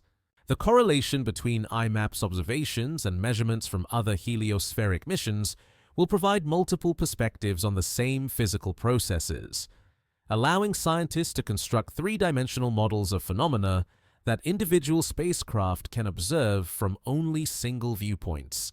The Parker Solar Probe, flying closer to the Sun than any previous mission, observes the solar wind's birth in the corona, while IMAP watches the same material's eventual fate at the edges of interstellar space decades later. International cooperation in heliospheric research ensures that IMAP's discoveries will be shared with scientists throughout the world, contributing to humanity's collective understanding of our cosmic neighborhood. The spacecraft's data will be archived in repositories accessible to researchers for decades beyond the end of the primary mission, enabling future studies that may reveal patterns invisible to contemporary analysis techniques. The technological heritage of IMAP extends beyond its immediate scientific objectives to include advances in detector sensitivity, spacecraft autonomy, and deep space communication that will benefit future missions to even more distant targets. The engineering solutions developed for IMAP's operation at L1 provide templates for other missions that require long-term stability at gravitational balance points throughout the solar system. Educational outreach programs associated with IMAP's mission will inspire a new generation of scientists and engineers to pursue careers in space physics and heliospheric research. The spacecraft's discoveries will find their way into textbooks, planetarium shows, and popular science presentations that communicate the excitement of exploring invisible boundaries that define our place in the galaxy. The longevity of IMAP's mission depends on the continued operation of its instruments in the harsh environment of interplanetary space, where cosmic ray bombardment gradually degrades electronic components and thermal cycling stresses mechanical systems. The spacecraft's designers have incorporated redundancy and fault tolerance into critical systems, but the actual lifetime of any space mission ultimately depends on factors that cannot be fully predicted before launch. As IMAP approaches the end of its planned mission duration, mission planners will face decisions about possible mission extensions based on the health of the spacecraft's systems, the availability of funding, and the scientific value of continued observations. Many successful space missions have operated far beyond their original planned lifetimes, contributing discoveries that were impossible to anticipate during the initial mission design phase. The scientific legacy of IMAP will extend far beyond the immediate results published during its operational lifetime. The spacecraft's comprehensive survey of the heliosphere will provide baseline measurements against which future observations can be compared, revealing long-term changes in our cosmic environment that occur over decades or centuries. Future heliospheric missions will build upon IMAP's discoveries, pursuing more detailed studies of specific phenomena that the current mission has identified. The data analysis pipeline for IMAP's observations involves computational techniques that push the boundaries of current data processing capabilities, requiring algorithms that can extract meaningful signals from vast datasets containing mostly background noise. The statistical methods developed for IMAP data analysis will find applications in other fields that deal with sparse signal detection in high background environments. IMAP's contribution to heliospheric science represents one component of humanity's broader effort to understand our place in the cosmos. The spacecraft joins a growing fleet of space-based observatories that study phenomena ranging from the Sun's interior to the most distant galaxies, each contributing pieces to the comprehensive picture of how the universe operates on scales from subatomic to cosmic. The philosophical implications of IMAP's mission extend beyond the immediate scientific results, to include our growing understanding of how stars influence their surrounding environments throughout the galaxy. The detailed study of our own heliosphere provides insights into the space environments around other stars, potentially revealing the conditions that affect planetary atmospheres and the development of life throughout the cosmos. Commercial applications of heliospheric research may emerge as space-based industries develop capabilities that depend on understanding the radiation environment throughout the solar system. Asteroid mining operations, interplanetary transportation systems, and permanent settlements on other worlds will all require detailed knowledge of space weather and cosmic ray environments that IMAP helps to characterize.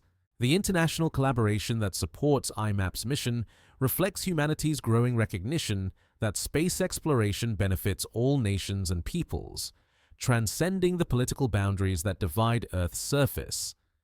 The spacecraft operates as an ambassador of human scientific curiosity, pursuing knowledge that belongs to all members of our species regardless of their terrestrial origins. As IMAP continues its decade-long survey of the heliosphere's hidden boundaries, it embodies humanity's commitment to understanding our cosmic environment through patient observation and careful analysis. The spacecraft maintains its silent watch at the edge of human knowledge, accumulating the measurements that will eventually reveal how our solar system fits within the larger structures of interstellar space and galactic evolution. The heliosphere continues its ancient dance with the galaxy, breathing with the rhythm of solar cycles, expanding and contracting as our star's magnetic heartbeat sends waves of change rippling outward at the speed of light and the velocity of stellar wind. At the boundary where solar dominion meets interstellar space, particles that began their journey at the sun's corona decades ago finally encounter the thin matter between stars, exchanging charges and identities in collisions so gentle they barely disturb the cosmic silence. IMAP maintains its patient observation from the gravitational stillness of Lagrange point 1, its instruments recording the whispered messages that arrive from these distant encounters. Each detected neutral atom carries within its flight path the story of boundaries beyond human reach, territories mapped only by the invisible trajectories of particles that travel in straight lines across the void, undeflected by magnetic fields, carrying news of the edge of everything we have ever known. The sun burns steadily in its ancient fusion fire, converting hydrogen to helium with the same nuclear processes that have powered its light for 4.5 billion years. The solar wind flows outward as it always has, carrying magnetic field lines twisted by rotation, heated by reconnection, cooled by expansion into the infinite darkness between worlds. Somewhere beyond Pluto, beyond the scattered disk of comets, this stellar exhalation finally stops, meeting the galaxy's own thin breath in a boundary that moves like a slow tide across distances measured in light hours. Time moves differently at cosmic scales. The neutral atoms detected by IMAP today began their journey when the solar wind that created them left the Sun during previous solar cycles, carrying the magnetic signature of a star that has changed countless times during their decades-long voyage. The heliopause itself shifts position on time scales that span human generations, breathing in and out with a rhythm so slow that only the most patient instruments can measure its motion. Earth orbits within this vast heliospheric bubble, protected from most galactic radiation by boundaries so distant they remain invisible except to the most sophisticated detectors. The aurora that dance across polar skies, the cosmic rays that create carbon-14 in the upper atmosphere, the space weather that occasionally disrupts satellites and power grids, all these phenomena connect our small world to processes occurring at the edge of interstellar space. The galaxy continues its own vast rotation, carrying the solar system through regions of varying density and magnetic field strength at velocities that dwarf anything experienced on planetary surfaces. In 10,000 years, the heliosphere may encounter different interstellar conditions that will reshape its boundaries in ways we cannot predict.